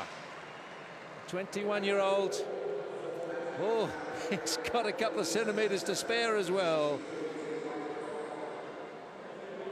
Did win a Grand Prix event in Tunis this year with a lip of 178 and allegedly has a PB of 185. Now Zhong Jiqiang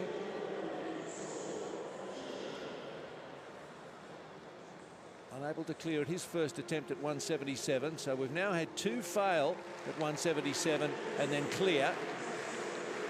Tuin of the Netherlands is in trouble. He's failed twice. Second attempt for Zhong.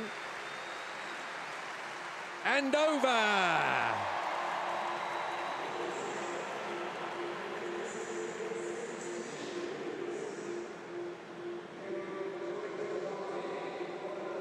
And he's pretty delighted with that effort. Fourth at the World Championships last year when 175 was his best. So that is a new personal best for Zhong Jiqiang, clearing 177. No wonder he's pleased.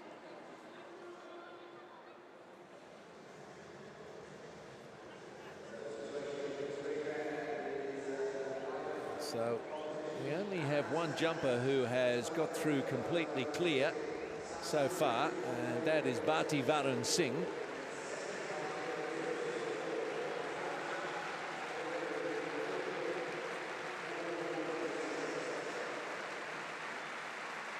Ahmad Hassan, he has two failures at 177. Last throw of the dice. Oh no, it's not to be. And takes out his disappointment on the landing mat, and he is out. So this height is going to find out a few. We've got three more on double failures at this height. Well, absolutely distraught. Ahmad Hassan of Egypt. That puts into the frame Sharad Kumar of India. 177, and he's over. Gets off the mat in a hurry as the bar wobbles, but it's all good, all fair, all done. And he's through.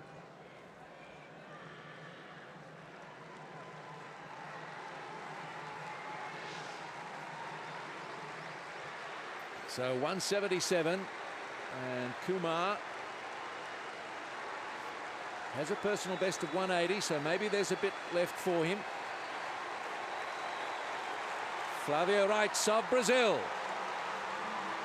Oh no, he never got it happening there, and he looks to have perhaps injured his right ankle.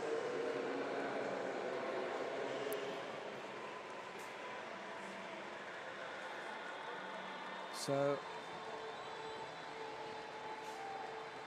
he really barely got off the ground, and he's twisted, hurt, strained his ankle here.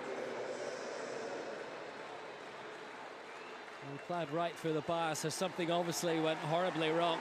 He wasn't close. He didn't quite pull out. He went badly wrong. So Reitz is out. Jeroen Tuin is the next man facing the music. Two failures at 177. See if the Dutchman can clear. Not quite.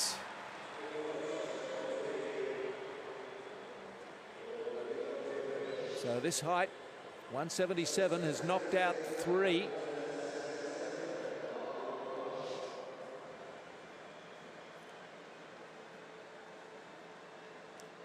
So Tuin goes also at 177. 169 is his personal best.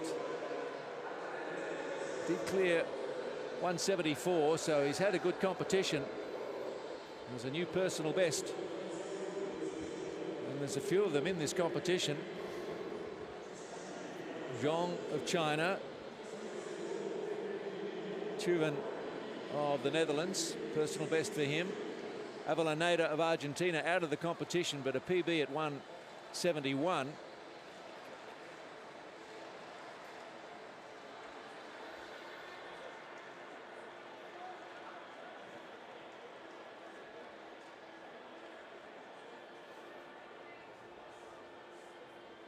So 6 still in it.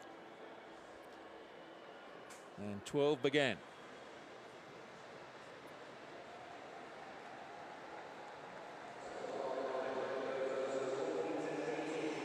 So 180, and I think there's going to be a few more drop out at this height because it's beyond the personal bests of a few. And it's right on his best for Sharad Kumar of India. Kumar. Not quite. 6th at the Worlds last year. Has a season best of 179 and a personal best of 180. So he's right at his margin here with the bar at 180.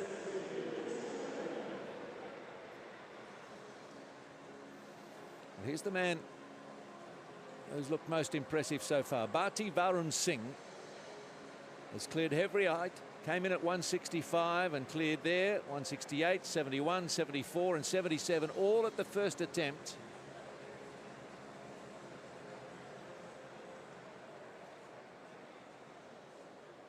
Studying mathematics in Delhi.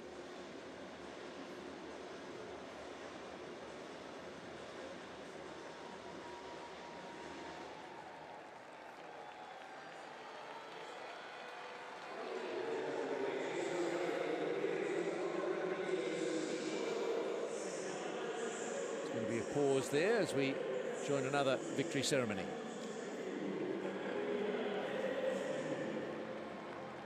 Yes, and this is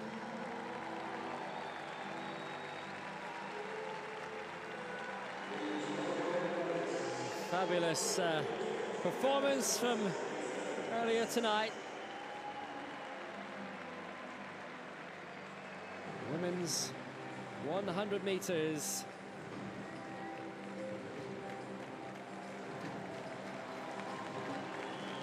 T12.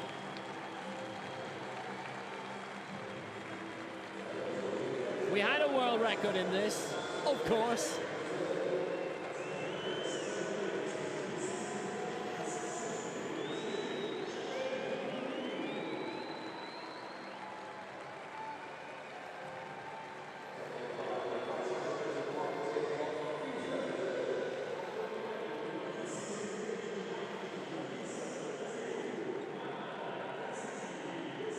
Marta Krasikita Sedas and Chang Hun-yun are our presentation party.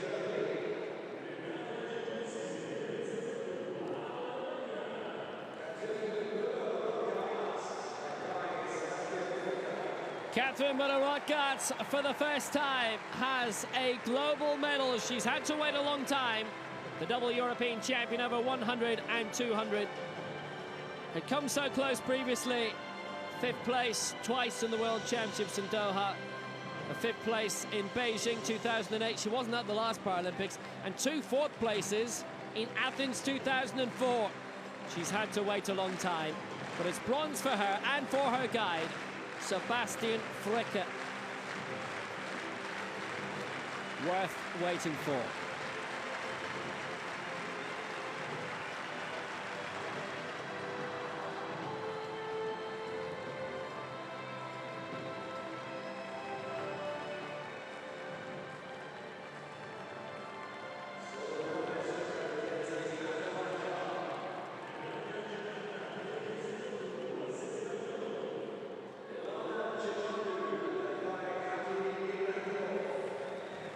It's silver for Azerbaijan and Elena Chibanu. A new European record, 11.71. She had the world lead going into this, which was 11.79, and saw that trumped by our eventual champion, Hakim Ibrahimov. The guide, silvers for both Chibanu and Ibrahimov. Formerly of Ukraine, but moved to Azerbaijan a few years ago now. She gets the European record also.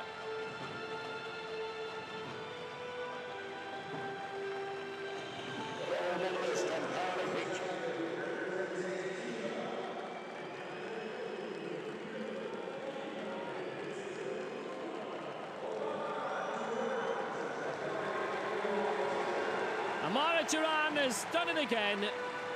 Going into these games as the defending champion over 100 and 400 and won 6 gold medals last year between the World Championships and the Pan Ams. Gets that golden moment again, the gold around her neck, and the world record as well, 11.40, which she had set at those World Championships in Doha last October. Her guide, Yuniel Akindalan. Paralympic record in the semi-final, where you just knew she wanted the world record. Well, she has it now. She has the medal. And she has her golden top.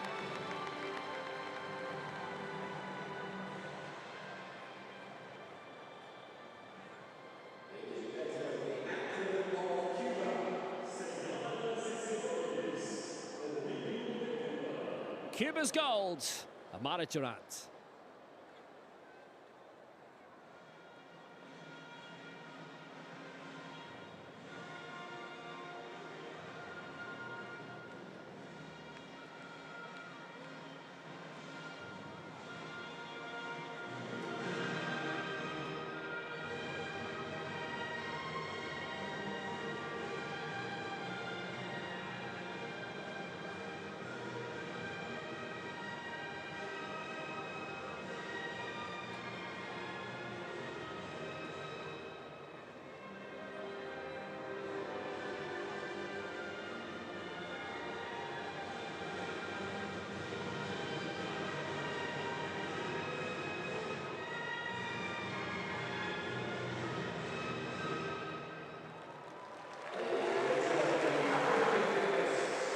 The latest honour for a truly brilliant champion.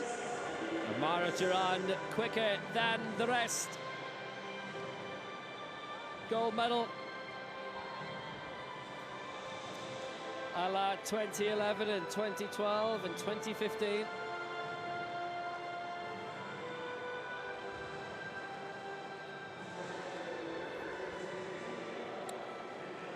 Back to the high jump. And we're looking to see who can clear 180.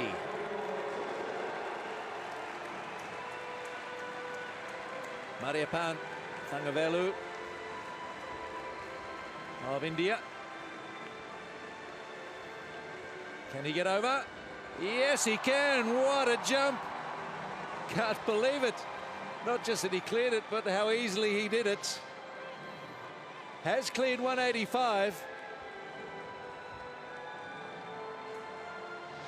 Thangavelu first to clear at 180. We've had failures at this height from Varun Singh, Mamkaj of India and Poland, and then Sam Crew of the United States. So Thangavelu at the moment leads the competition.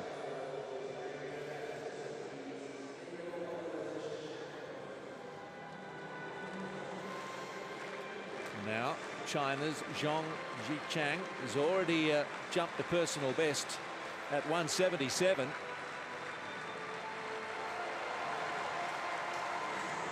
No. Just didn't like his run up, and that'll go as a failure against him.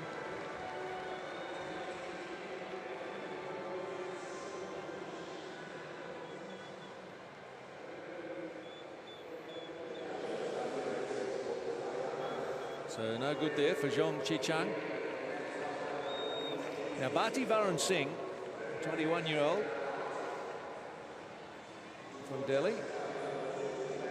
One failure at 180. A little mental rehearsal going on, as is the way with the high jumpers.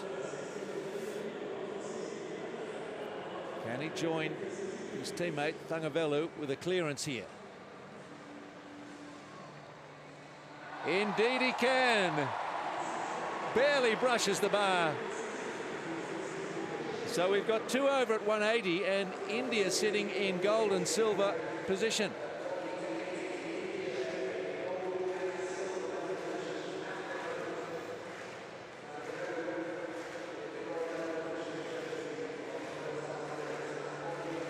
So Varun Singh and Thangavelu can just take it easy for the moment.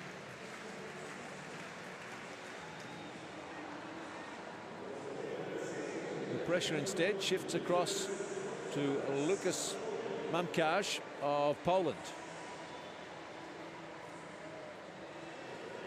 182 is his personal best. 175 is best this season. So he's right in the area of his best. Any help would be good. Oh, no, he doesn't. Just, yes, no, it's support, yeah. I'm not sure what's going on there with Lucas Mumkash, but he's got to face the bar. It's at 180.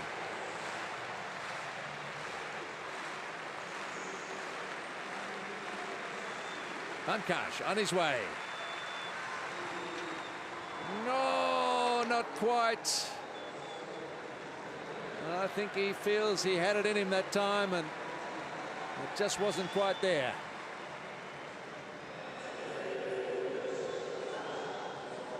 Well, it was almost. It almost doesn't do it. So 2 failures for Mumkash, and he's running out of bullets. On to Sam Crew, this impressive young man. Gold medalist in Doha. Oh, and over he goes. He's the goods. So we've got 3 over at 180. Sam Crew. If we drew a line under it now, he'd be in bronze medal position. He's had 2 failures.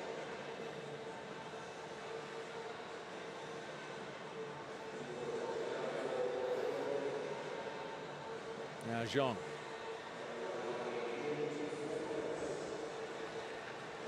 Needs some help at 180. Crowd would like to see him go over. Zhang. Oh no, he half bailed out of that one and crashed onto the bar. Just hasn't got the confidence to clear a height that he's never cleared before. He was at a personal best at 177. It's a mind game once you reach these heights you haven't cleared before. And that time, the bar won the battle.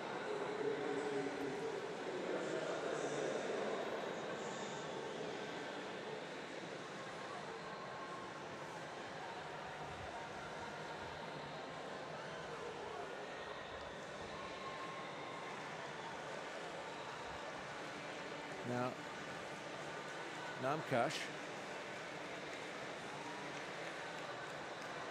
Yes, what he's going to do is he's going to skip his 3rd attempt at 180, and I think he's going to go to the next mark, because even if he cleared that, there might not be a guarantee of him getting into the medals. He's too many fouls against his name compared to Tangavalu, Varun Singh and Groove, so he's going to go to the next mark, be it 182 or 183, try and clear that and get into the medals that way. Yeah, sitting in equal 4th position at the moment. These attempts at 180 don't inspire confidence.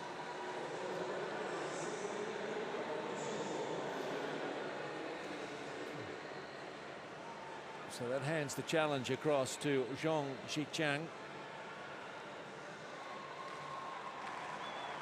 Hasn't looked likely. Could all be over in a moment for him. Oh, that was his best try at it. He was quite close to a clearance, and even if he's out of the competition now, it might give him some confidence how close he went to clearing 180, but he's gone.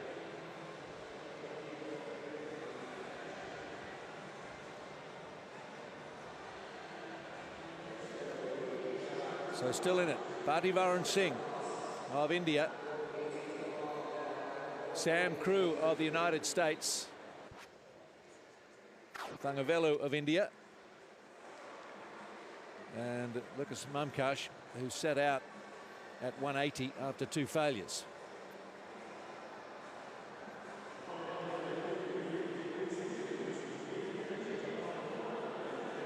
So at 183,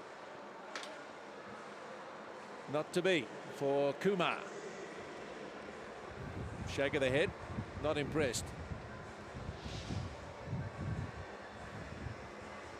little bit of breeze in the stadium too, and he knocked it with his leading hand. He knew he wasn't there.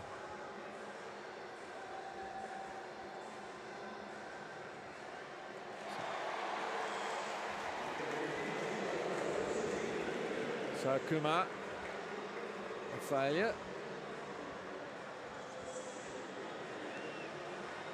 Now Bharti Varan Singh, can he be the first to clear at 183? 182 is his personal best. And yes, take some of that, he says. And no contact with the bar. And Bharti Varan Singh is back in top spot. Just the one failure at 180. Clears first time at 183.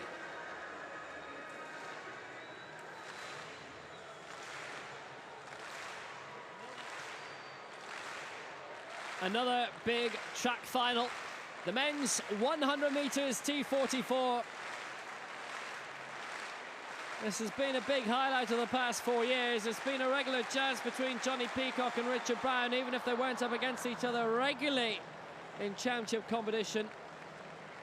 Brown announcing his retirement in the past couple of months. Johnny Peacock still going, the defending champion from London 2012.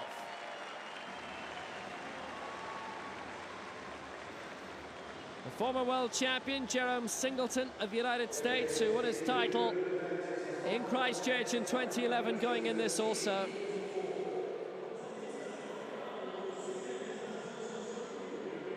From the United States in lane 2, quick Nick Rogers, his first major championship from Florida. Turned 20 years old a fortnight ago. 11:26 his lifetime best set here. Lane 3, the former world champion from 2011. Gold in the 4x1 in Leon, 5th in the 200, 6th in the 100 in London 2012. Jerome Singleton from Boston, Massachusetts. Lane 4, the reigning European and Paralympic Games champion. For Great Britain, it's Johnny Peacock as he looks to defend his crown successfully in Rio. Lane 5, the third American and a Georgian, indeed, in this decider. The former 200 metres and 4x1 world champion from Leon, it's Jared Wallace. Manu set the new T43 Paralympic Games record here. 5th in the 100, 6th in the 200 in the World Championships in Doha. From Auckland, it's Liam Malone for New Zealand. Anu Furi for South Africa is in lane 7. Silver in the 100 metres in Doha at the World Championships. Gold in the 4x1 at London 2012. Anu Furi looking for a golden run here, formerly of the Golden Lions rugby team. Lane 8, gold in the 4x1 at the Europeans this year, and the world's last year, the former European 200 metres champion for Germany, it's Felix Streng, and alongside him his fellow German compatriot, the reigning world 400 metres champion, the former European 400 champion for Germany, David Behrer, and their clubmates at Bayer Leverkusen.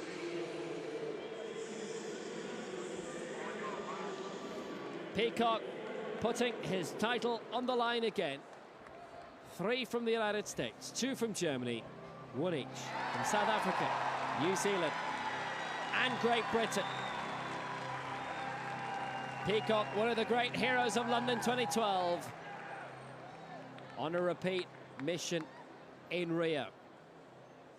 Rogers in 2, Singleton 3, Peacock 4, Wallace 5, Malone 6, Fari 7, Streng 8, Behrer 9, the final of the men's 100 metres, T44. And away they go, and Peacock off brilliantly, and Singleton away brilliantly, and Wallace is going on with Peacock as well, but Peacock streaking away. It's going to be gold for Peacock again. He's defended his title. 10-8-1 for Johnny Peacock. He's got the gold for Great Britain. He's got what he's come for. 10:81 equals his Paralympic record from the semi-final. He's got gold again, and it's Malone with the silver for New Zealand. 11:02. Brilliant for Liam Malone and the comeback trail. And Strang gets the bronze for Germany, but Peacock gets all the acclaim. Peacock. Well, in 100 metres, can you say someone's a class above? Only occasionally. But Peacock was most impressive. Very strong, quick out of the blocks. Handled the pressure superbly. And what a meet the athletes from Great Britain are having here at the Engenau. A very happy bronze medalist in Felix Strang of Germany, and an amazing finish from Liam Malone of New Zealand, who was coming from way back. Was a couple of metres behind after 15 or 20. But Peacock made a very good start. Singleton beside him, couldn't stick with him. Now he starts to ease away, his top speed, and look at the Kiwi coming home with a rush to pick up the silver. Peacock brilliant. Well, Malone's finish is almost as stunning as the victory by Peacock, coming from so far back. But Peacock, it was his all the way. A solid start it was by Johnny Peacock. Brilliant start by Singleton alongside. You'll notice just had the hop on him in the first 10 metres. Then Wallace had emerged very well. Great running by Strang on the near side. But take a look at Malone here. He was 6th at one stage, and he just rocketed through into second place to get the silver medal behind Johnny Peacock. Brilliant for Liam Malone as he gets his first Paralympic medal, and Johnny Peacock gets his second Paralympic gold.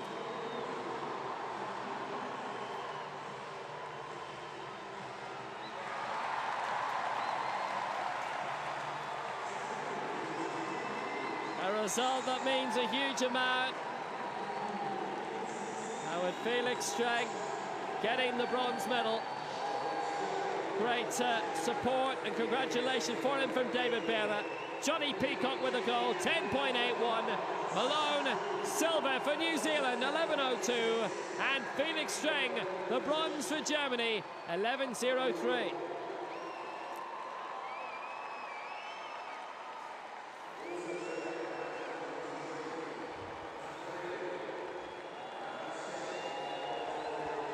Peacock with every reason to strut.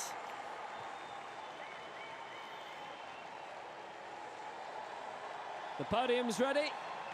We have another victory ceremony on the way, and it's the women's 100 metres T54.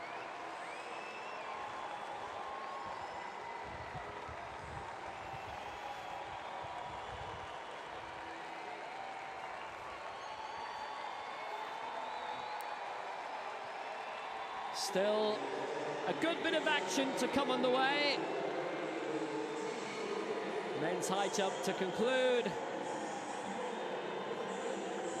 For the T54s, it's just such an exciting category to watch. Just the speed and the fact that, because it's wheelchair racing, there's a great durability. It's possible to compete in the 100 and the marathon. And we know we're the two great names who are doing that.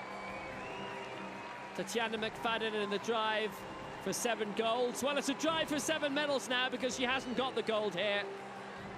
But she's one of the great para-sport athletes. Probably the most prominent Paralympian in the United States.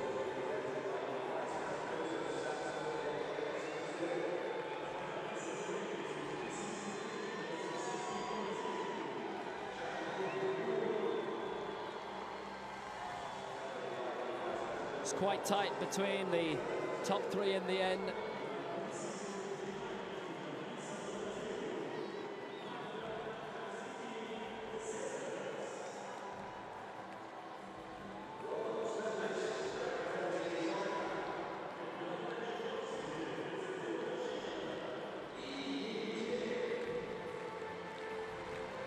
Lee Yingje getting the Bronze medal for China in her first major championship. Set her lifetime best in the semi-final, 16:42, and then just smashed that in the final, 16:22. Absolutely tremendous for her. Great acclaim she's getting around this stadium. Just about the entire bottom tier full tonight, which is great. And Lee, well, she's got the potential of quite a few medals herself.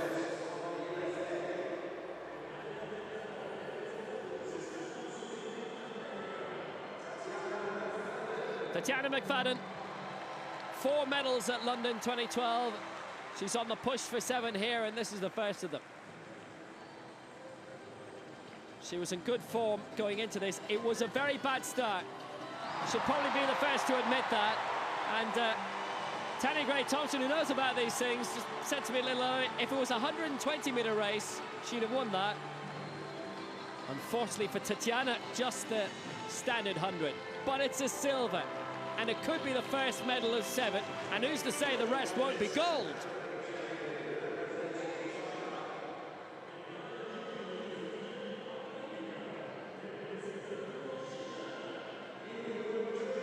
But successfully defending her Paralympic Games 100 meters title, claimed in London, and she won silver in Beijing 4 years earlier. It's Liu Wenjun. So she has all the titles from the current cycle, Asian Games, World and Paralympic golds, all against the name of Liu Wenjun.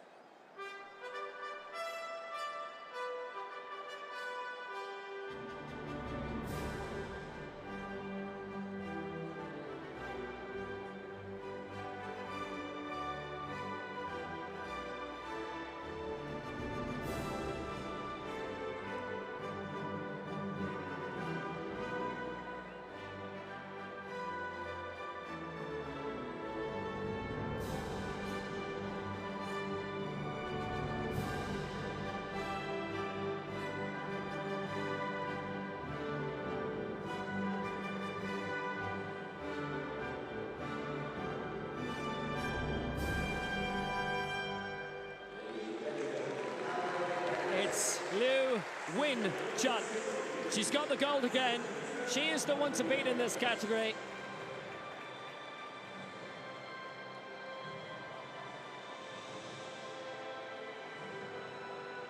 But the longer the races to go, the better the lady on the left gets.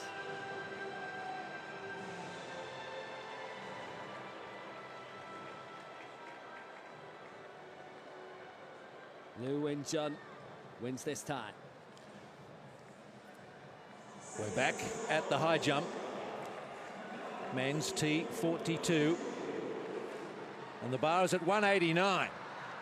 And this is unfamiliar territory for the men who are left in it.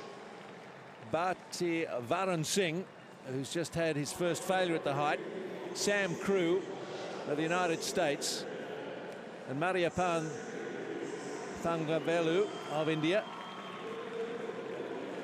So India are short of a couple of medals here, but who's to get which colour? Sam Crew not mucking around. Personal best of 181. This is 189. Oh, and he clatters into it. Maybe not that far from a clearance. It sounded worse than it was, I think. Well, touched it firstly with his shoulder and wasn't that close. Sam Crew is actually sitting in the gold medal position. Thangavelu second and Varun Singh third. Thangavelu will be next to make an attempt at this rather intimidating height of 189.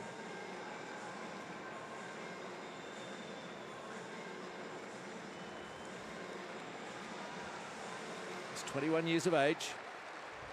Really just come onto the scene. His victory in Tunis this year at 178. At 11 centimetres, and that's what he's facing now.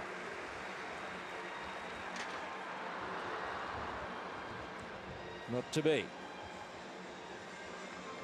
So 3 failures at 189. And again, the leading arm just making fairly good contact with the bar.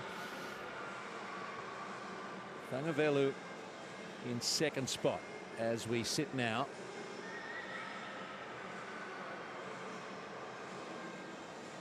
The second try for Varun Singh. They really haven't looked likely, any of the three.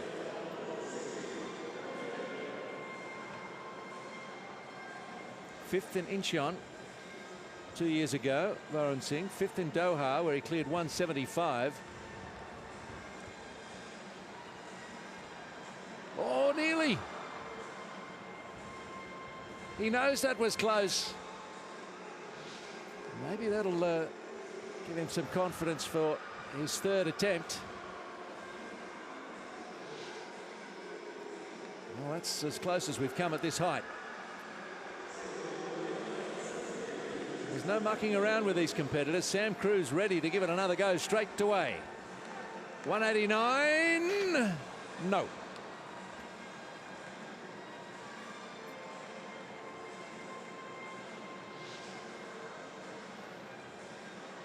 And he too was pretty close.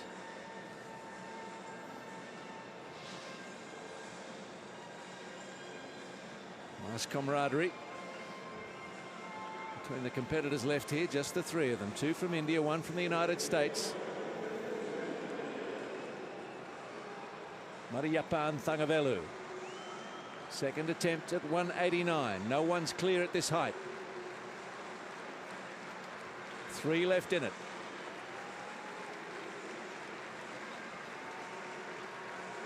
All eyes on this event at the moment. Nothing else going on in the stadium except this high jump. It's over! Thangavelu at 189 jumps into gold medal position. A beautiful clearance from the man from Bangalore.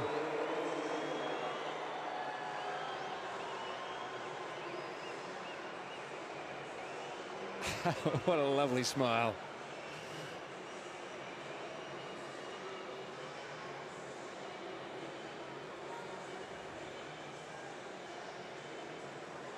So, back across to Sam Crew and Bharti Varun Singh.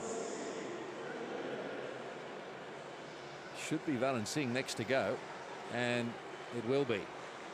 He's on his way. Well, I can tell you that he's failed. I'm not quite sure why we didn't see that, but that's what's happened. And that's the evening done for Varun Singh, who now looks short of the bronze medal. Sam Crew, this to stay in it. No, he can't. But he thanks the crowd. It's been a fantastic competition. He's going to end up with the silver medal, and he rushes over in the best of spirits to congratulate the man who's going to win it.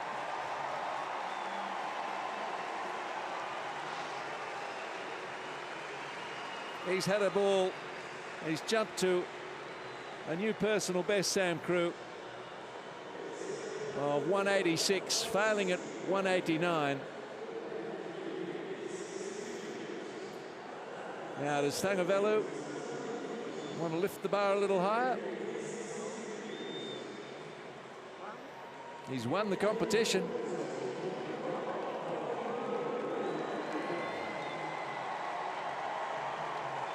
The Indian fans, a handful of them here, absolutely delighted with the outcome. Mariyappan Thangavelu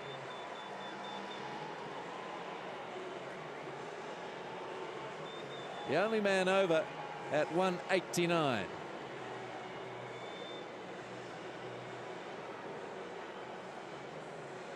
So we are having the bar adjusted. Actually cleared 189 at his second attempt. 185 was his previous personal best. So it's not just records on the track and in the long jump pit that we're seeing, or with the throwing events. It's good everywhere. And the top three in that, by the way, have each broken their lifetime best twice tonight.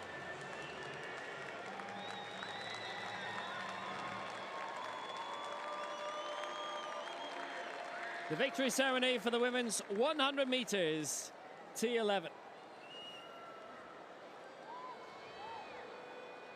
Superb final again in its own right.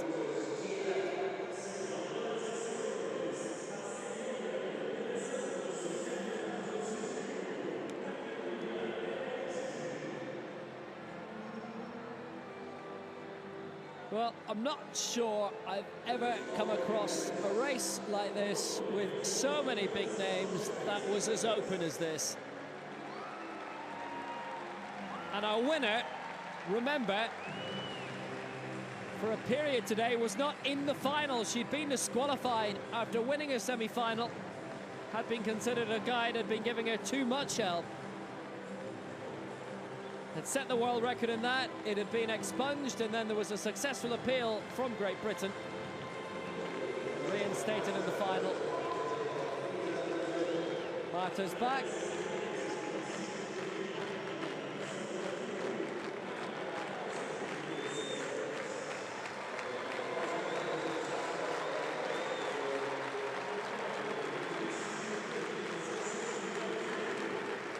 Says Chang Hong-Yu. So,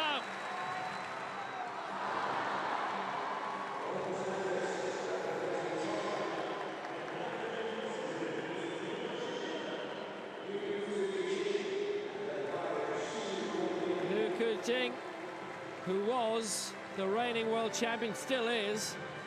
4 gold medals in Doha for her 5 at the Asian Games in Incheon. Really fancied the gold here. Just denied in the end by a matter of a 1/10 of a second between the top three. Teresina Guillemina crossing the line in 4th place, disqualified after that. And Liu Kujing taking the bronze, had been in a great position, a prospect for a gold, being the world champion going to this. Her and the guide Zhu Donglin. But for them, instead here it's bronze.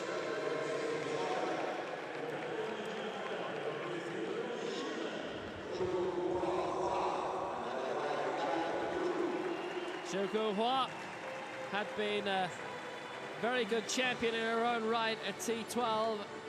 Asian Games champion, world champion in 2013. Paralympic Games champion in 2012. But now at T11, 11.98, fantastically swift in its own right. Only the 3rd time we've seen an athlete dip under 12 seconds. And it's silver for Zhu Guhua.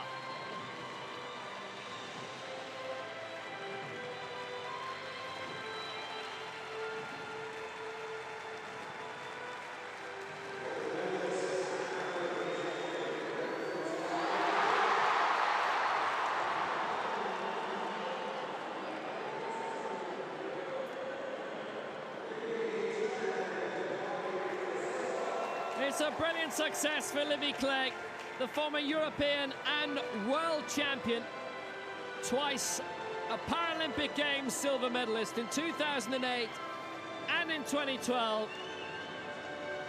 Latterly behind Zhu.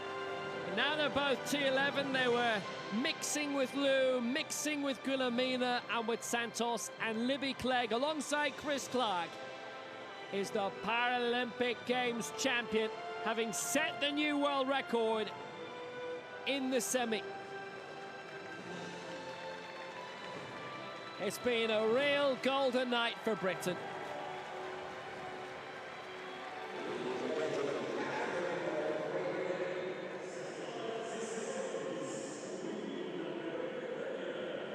It's gold for Libby Clegg for Great Britain.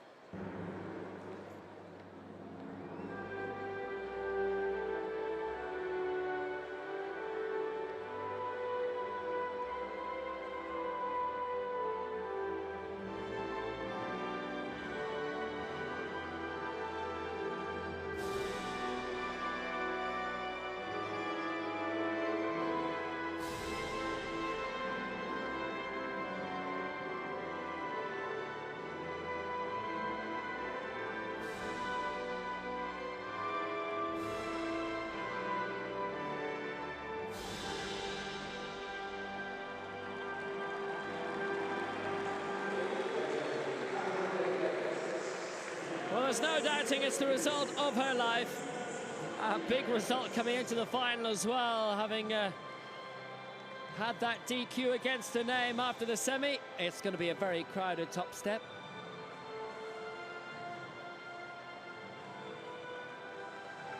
Guides can have their own pride of place in the podium photo. Just one man left in the high jump T42. Thangavelu is making his attempts at 1.92 meters.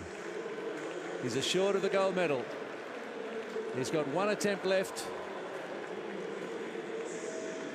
Well, it's more than academic. He would love to clear 1.92. The world record still stands at 1.96, and that was set in 1980 by Arnold Bolts of Canada. That's not going to go. But Thangavelu has given it a pretty good shot at 1.92, nearly made it with his second attempt. And the crowd has loved his performance. They've been so supportive of him. Stalking the bar, just about ready. Mariappan Thangavelu.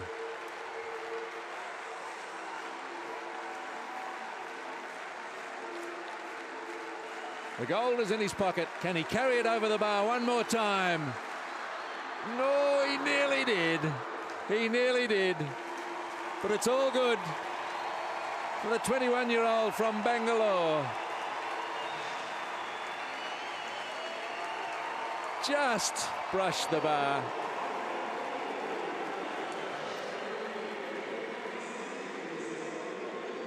Sam Crew, who finishes with the silver medal, comes over to congratulate him, and the most wonderful sportsmanship around this event. It's been a joy to watch. They've all had fun doing it, which is what Sir Philip Craven of the IPC invited them to do at the opening ceremony. Do your best, have fun while you do it. Epitomised by this T42 high jump, where so many competitors jump personal bests. Mariappan Thangavelu, though, is the winner. The only man to clear at 189. Sam Crew and Bhati Varun Singh both over at 186, but Sam Crew the silver, Varun Singh the bronze.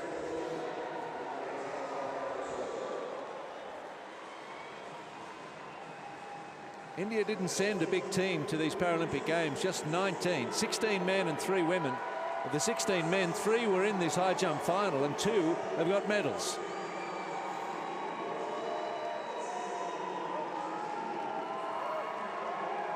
So Varun Singh and Thangavelu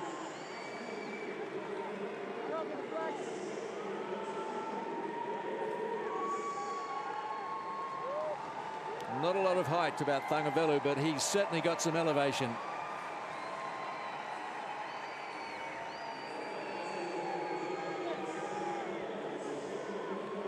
Good to see Sam Crew joining the party.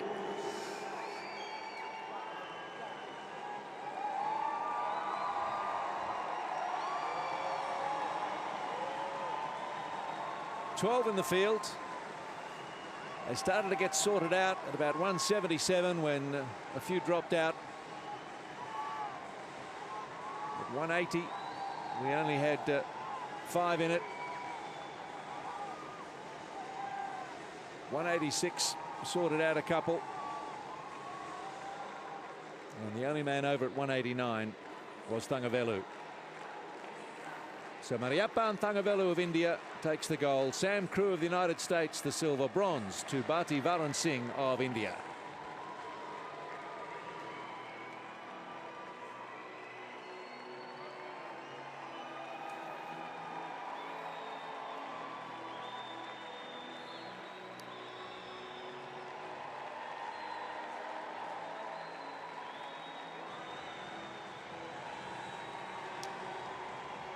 Another entertaining night to the entry now.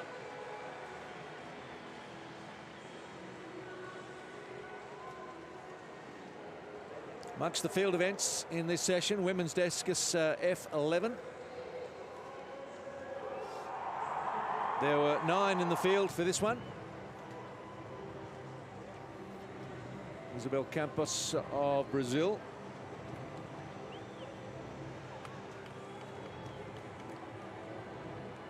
Had a previous best of 31.06, third in Doha.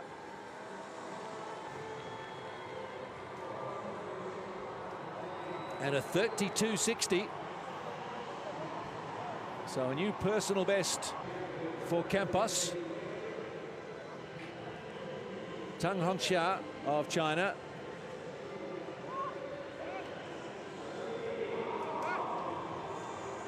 A 40-year-old from Yangchang.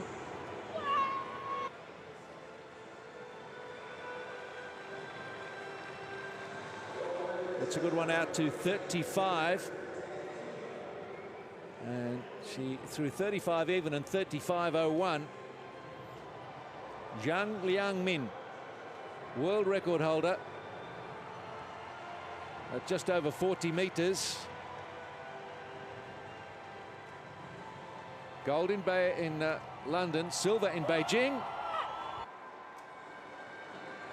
And a huge throw from Zhang Liangmin from Shanghai. And a 36.65. So another gold medal. In fact, back-to-back Paralympic championships for Zhang in the discus from her teammate Tang Hongxia, and Isabela Campos of Brazil claims the bronze.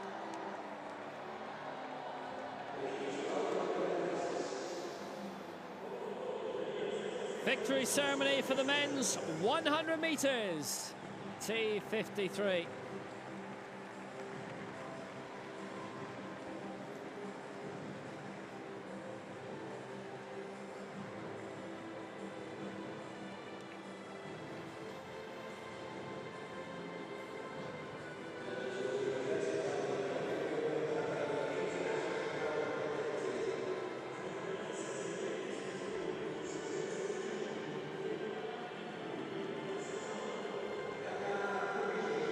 Now Burjo of the IPC governing board and Rodrigo Becarano.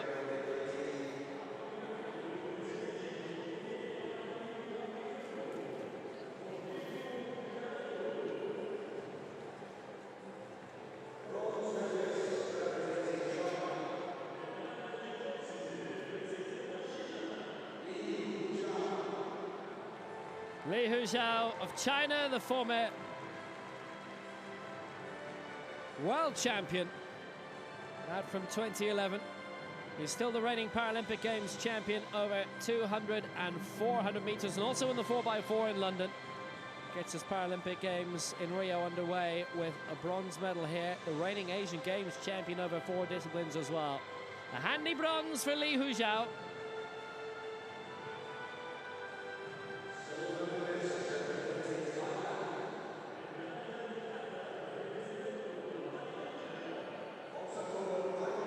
Ponsakorn Payo of Thailand. His first Paralympic Games. Turns 20 next December. And he has a silver medal to his name, just as he did behind her eventual winner here in Doha, but that was over 200 meters at the World Championships.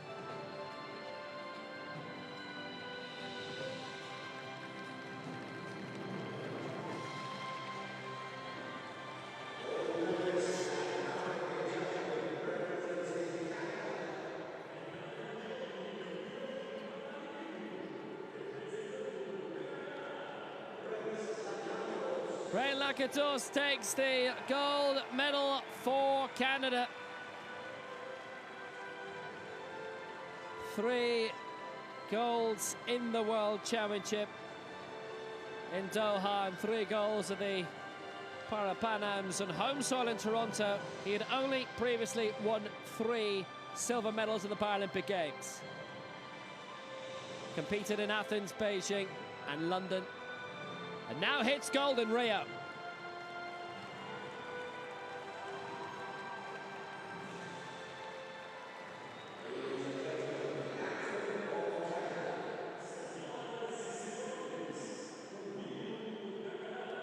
Oh, Canada.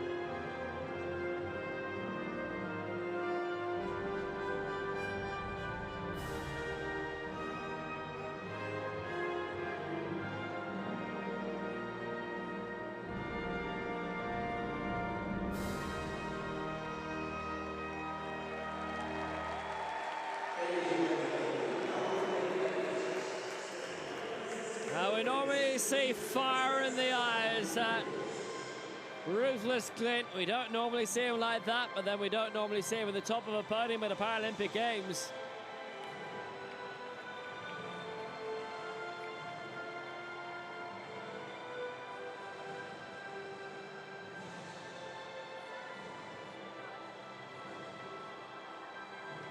He's going in 4 events here, and the first has produced a gold.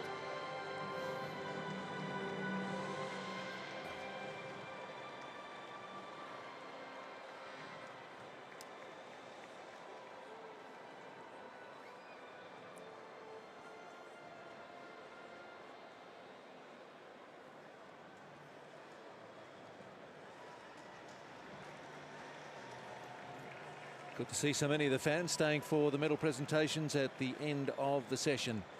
Such a beautiful night in Rio too.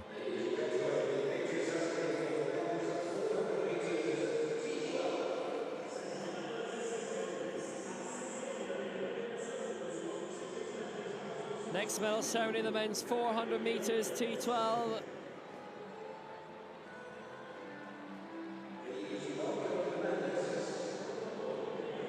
Medium visual impairment, this is for.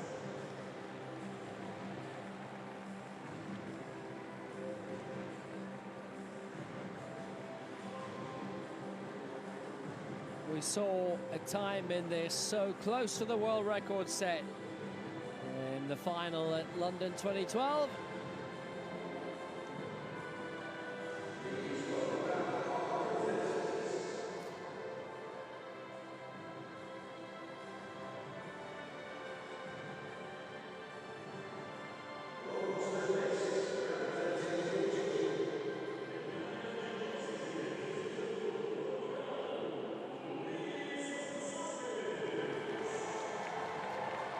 Luis Gonçalves of Portugal. Oh, he's excited, isn't he?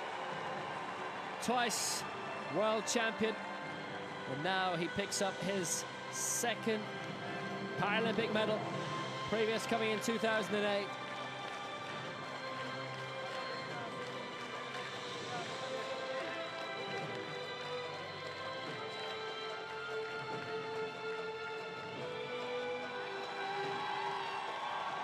A surreal thrill.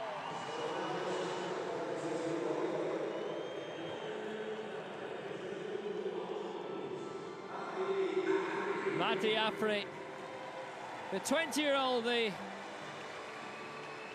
youngest in the field, the only one without prior championship experience, without a championship medal, without actually a championship gold to his name. A brilliantly run race on the outside lane, in lane 7.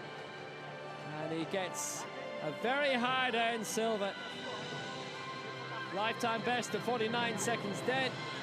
Half a second clear of Goncalves in 3rd position.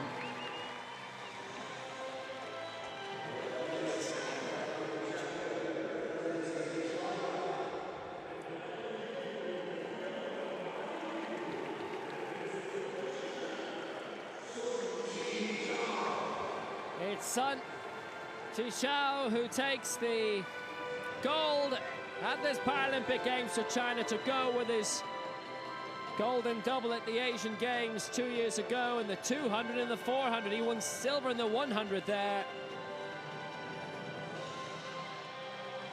By the Paralympic Games, he is the numero uno.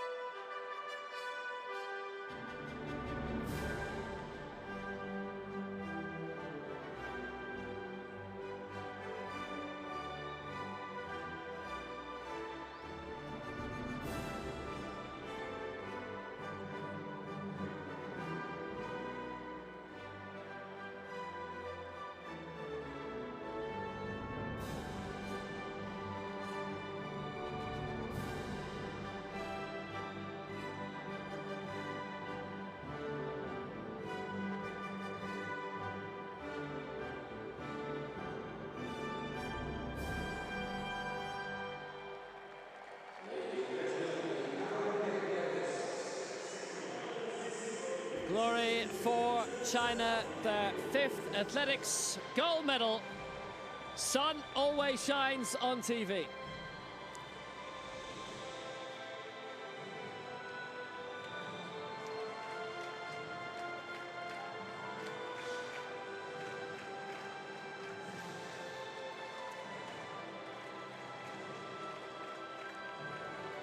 Afri the silver, Goncalves the bronze. Sun with the new Asian record of 48.57 as well. There's some respect between these men as well.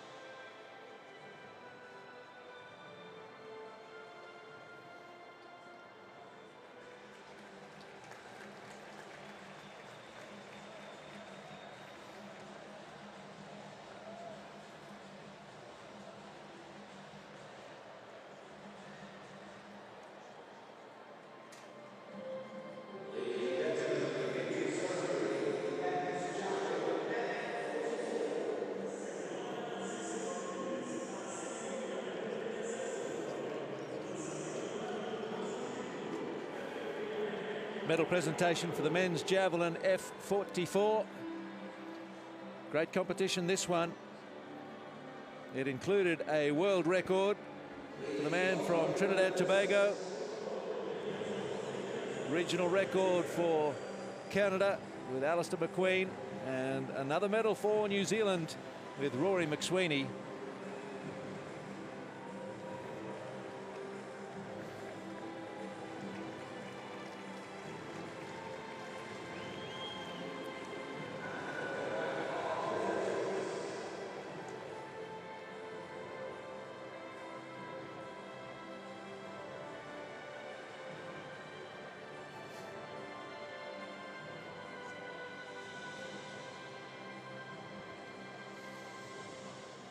For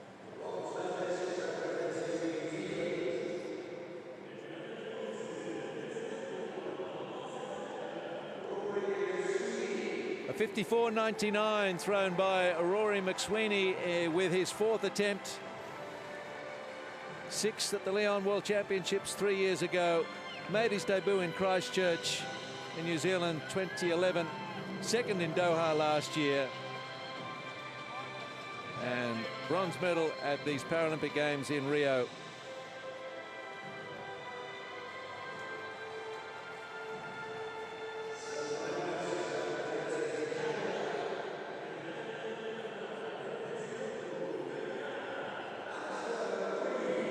Alistair McQueen's made a big improvement in the last 4 years. 7th in London, 5th the next year at the Lyon World Championships.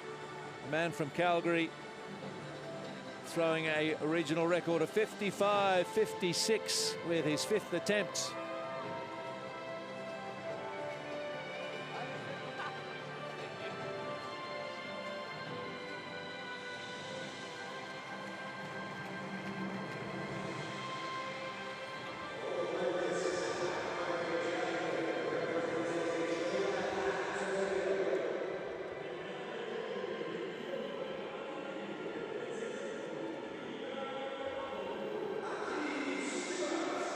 '24-year-old Akeem Stewart from Scarborough in Trinidad Tobago.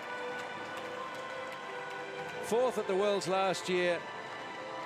Stepped it up with a gold medal at the Pan Am Games last year in Toronto. And the first athlete from his country to win gold at the Pan Am Games.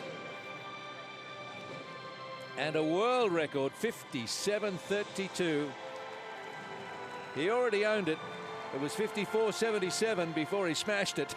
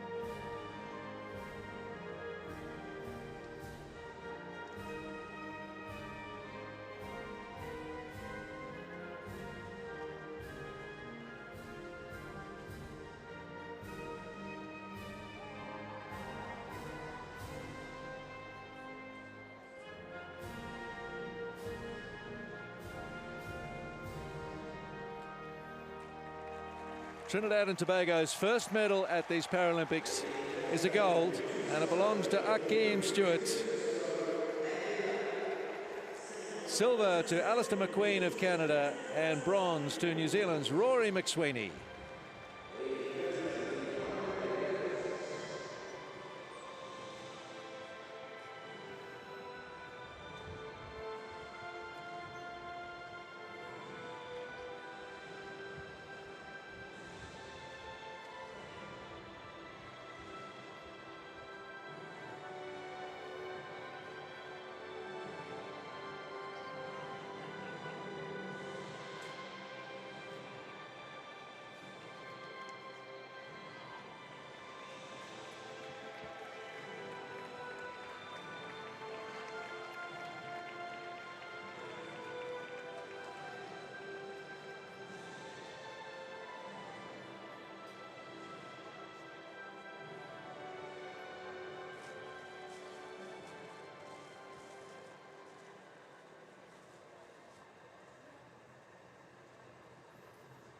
Still a few more medal ceremonies to come. The crowd have not dispersed yet.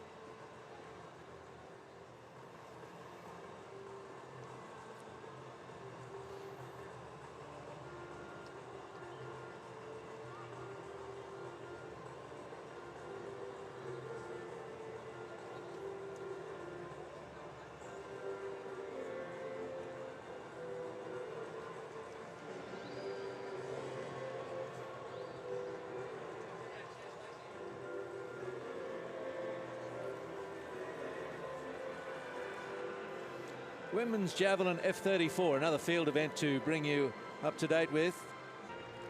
It's a field of 8. Frances Herrmann of Germany 5th in London, 7th in Beijing in this event. 27 years of age from Cottbus.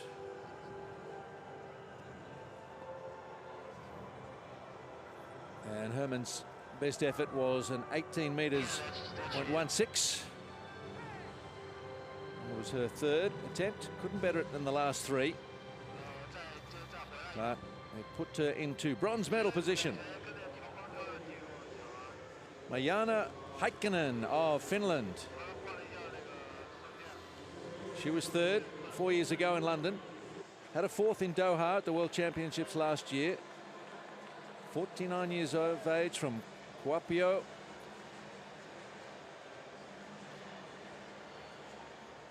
Through a season's best of 18:42.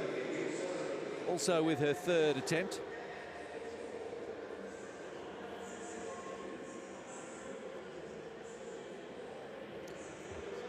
Zhu Lijuan of China.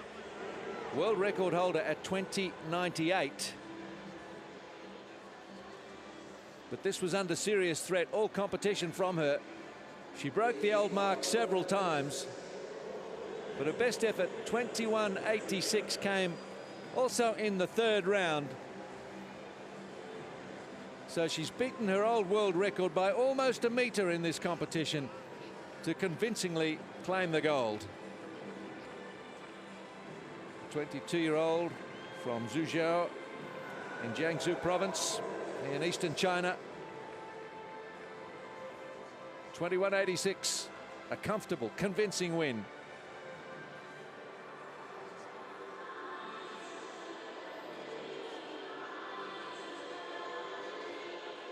Zhu Lijuan then, 21:86, over 3 metres better than Marjaana Heikkinen of Finland, and Frances Herman of Germany taking silver and bronze.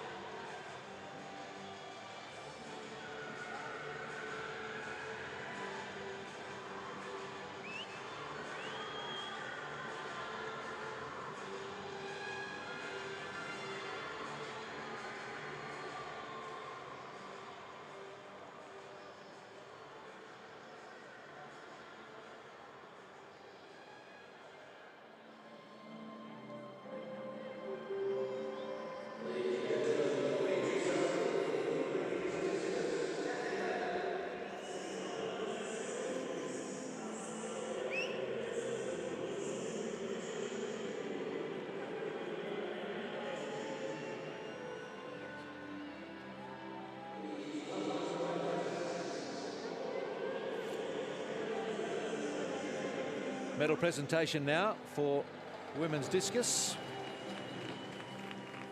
F11 class.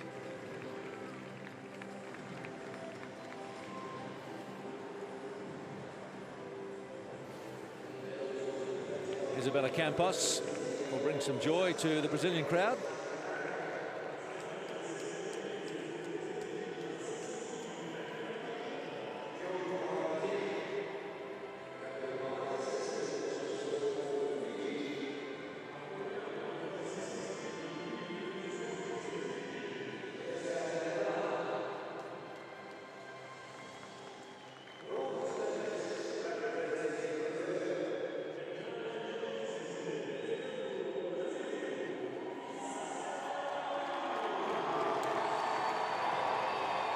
So Isabella Campos backs up her bronze medal at the World Championships in Doha, with bronze in the Rio Paralympics. 32.60 A personal best. Can't argue with that.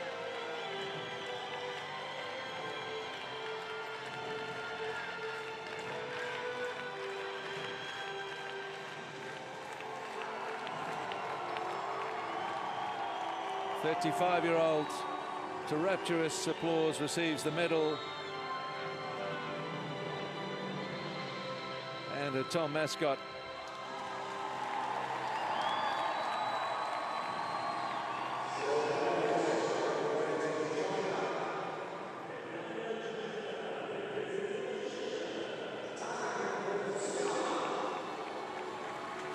Tang Hongxia,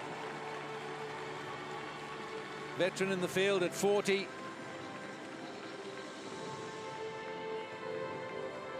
And a second silver medal for her. She silver in London, 6th in Beijing, 2nd in Doha. And she often has to stand beside her teammate Zhang Liangmin, as she will in a moment. Zhang, the undisputed champion in this discus category. But silver it is for Tang Hongxia.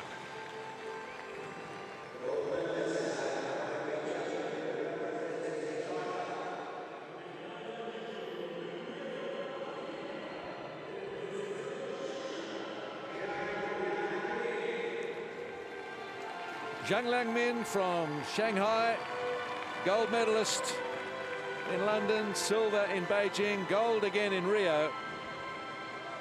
Owns the world record at 40 meters 42. Didn't need to get near that today. 36.65 was more than enough.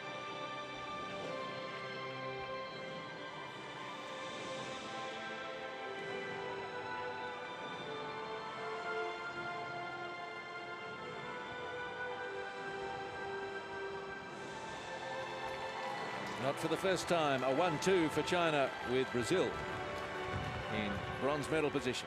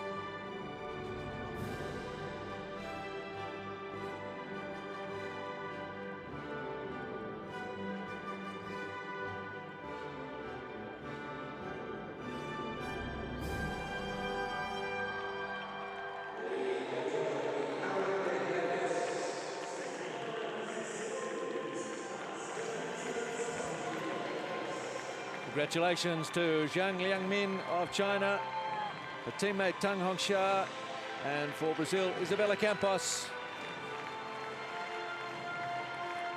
Women's discus throw, F11.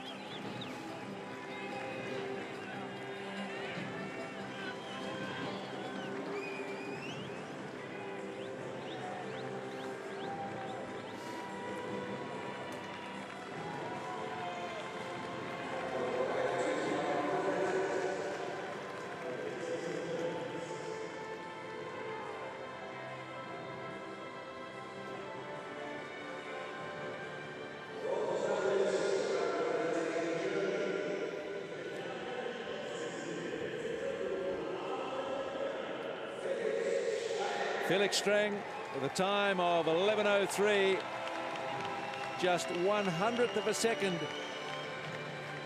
out of silver medal position.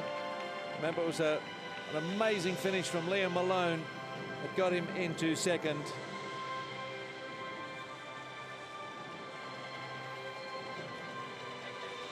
A very young first three. Strang 21, Malone 22, Johnny Peacock 23. The future of this event, surely.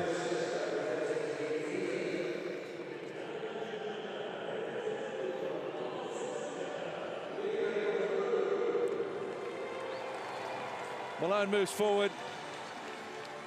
He gave us one of the more memorable moments of the first couple of days, actually, with a finish that was staggering.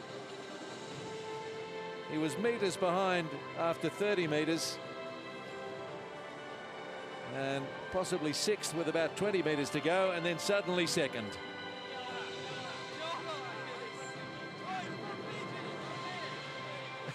Yes, the connection between Fiji and New Zealand so strong, and I think Liam was delighted to find that Tom, the mascot, was coming to him, courtesy of a Fijian official.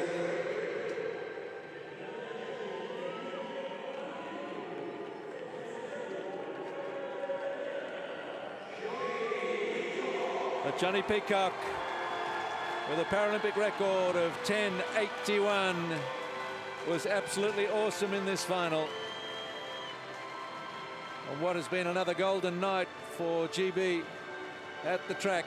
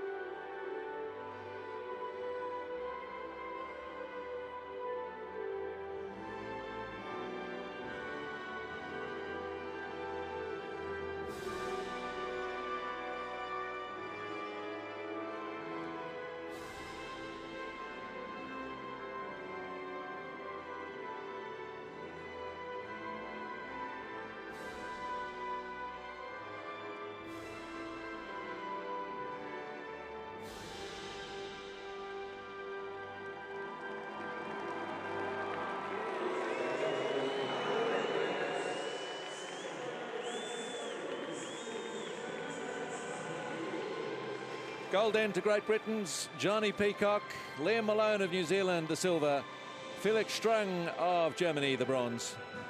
The men's 100 T44.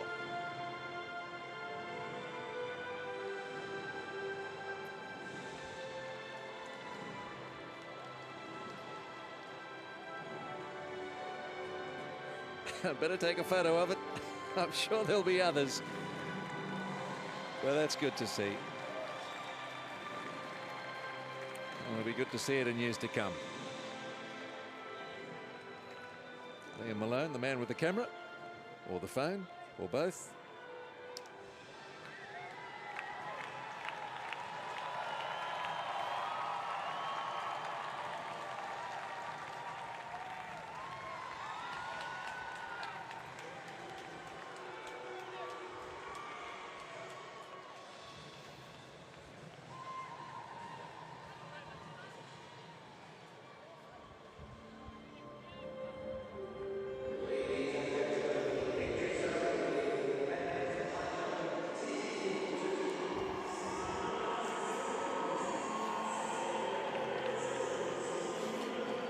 Well, what a final it was. The men's high jump T42. It was the last field event, last event at all in the engine hour this evening. And it came to a wonderful conclusion with India picking up 2 of the 3 medals. Sam Crew of the United States able to split them.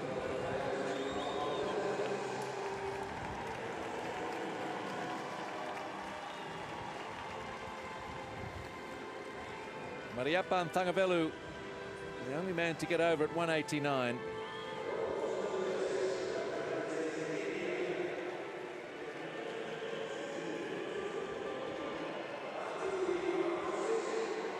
Badi Varun Singh was leading the competition for a good while. Up until about 183, he managed to clear 186. But like Sam Crew, couldn't clear 189. That was reserved for Thangavelu.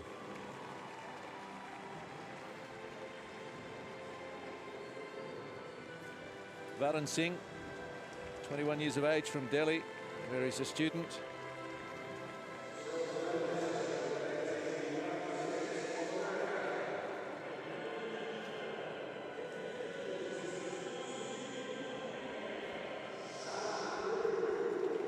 Well, Sam Crew has only been jumping for 2 years. Won the gold in Doha last year with 181. Silver today with 186, a personal best. 4 of the top 5 all jump personal bests in this final, including all our medalists.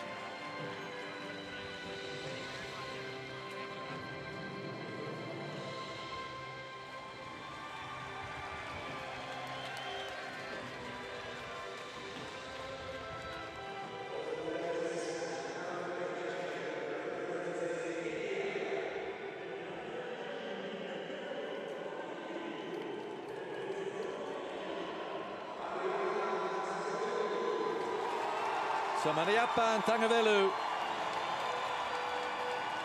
gives a modest wave to the crowd that's still here at the Engineer. He's from Bangalore, he's 21, and he's a Paralympic champion, emerging from a fairly small Indian team at these games, but gold and bronze in this event alone. He certainly can produce some high jumpers in this T42 class.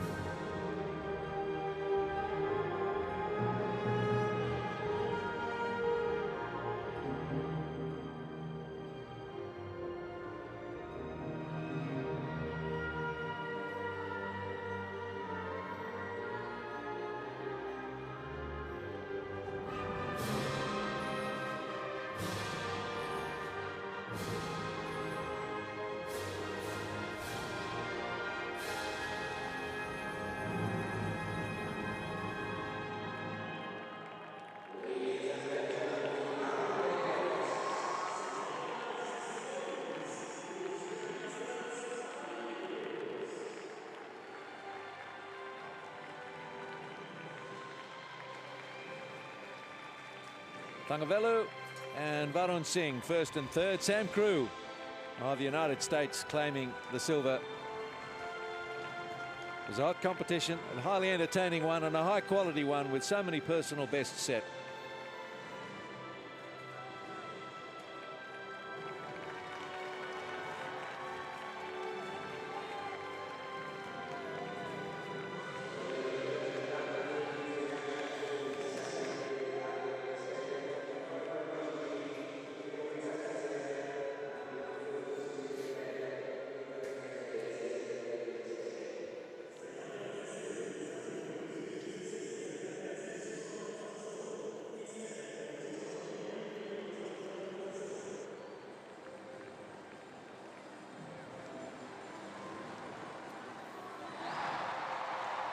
Early clearances in the high jump final. Bharti Varun Singh jumped clean, got through over at 186. Sam Crew of the United States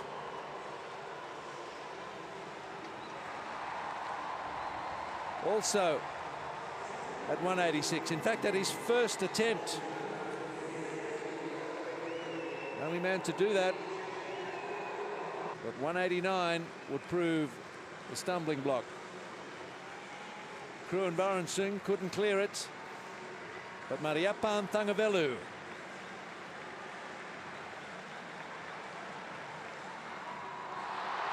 over he goes with a gold medal winning performance in the T42 final men's high jump.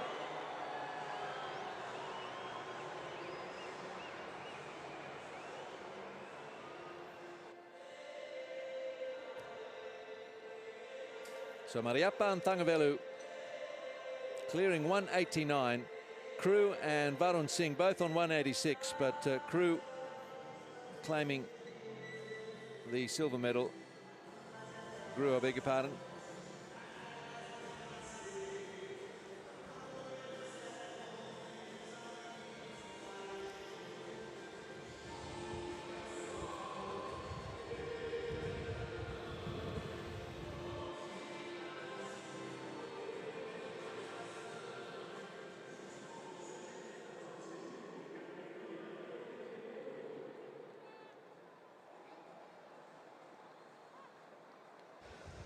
Men's javelin, F44.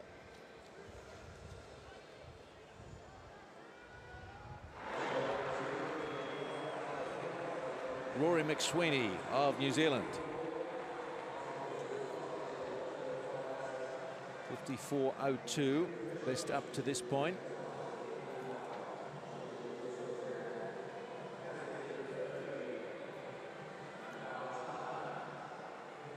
The man from Dunedin puts it out there. Good throw from McSweeney towards 55 metres.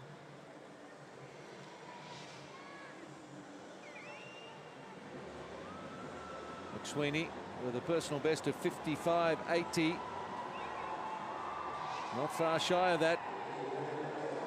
54.99.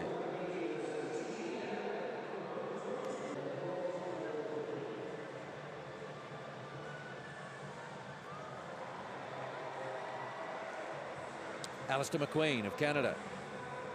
Strong competition for the man from Calgary. Also clearing it out past 54, 55 metres. Looking to challenge Hakeem Stewart of Trinidad Tobago. This is his 5th attempt.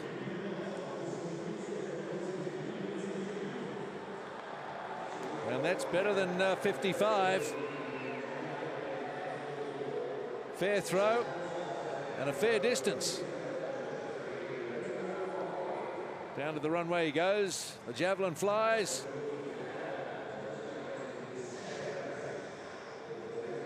And McQueen, a 55.56 into silver medal position. Hakeem Stewart, 57.23. He threw in with his first attempt.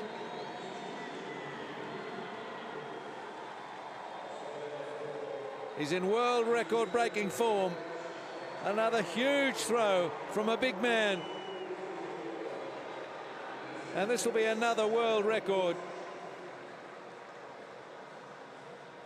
for the thrower out of Scarborough, Trinidad Tobago.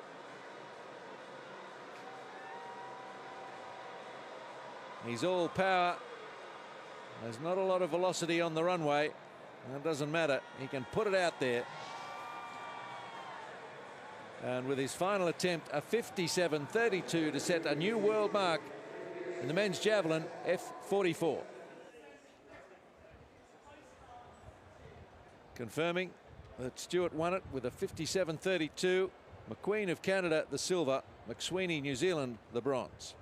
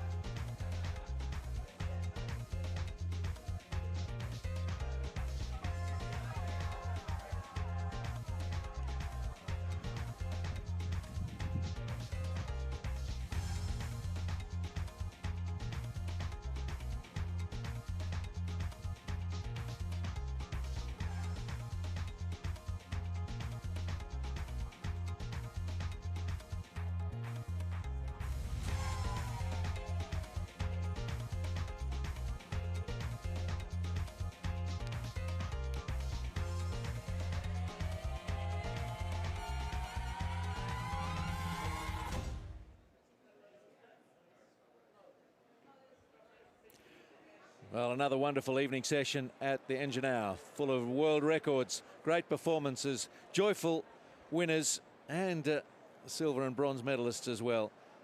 The weather played its part. No rain again, even though the clouds threatened. So lots of quality performances behind us and plenty more ahead. And we'll look forward to your company next time at the Engine Hour at the 2016 Paralympics in Rio.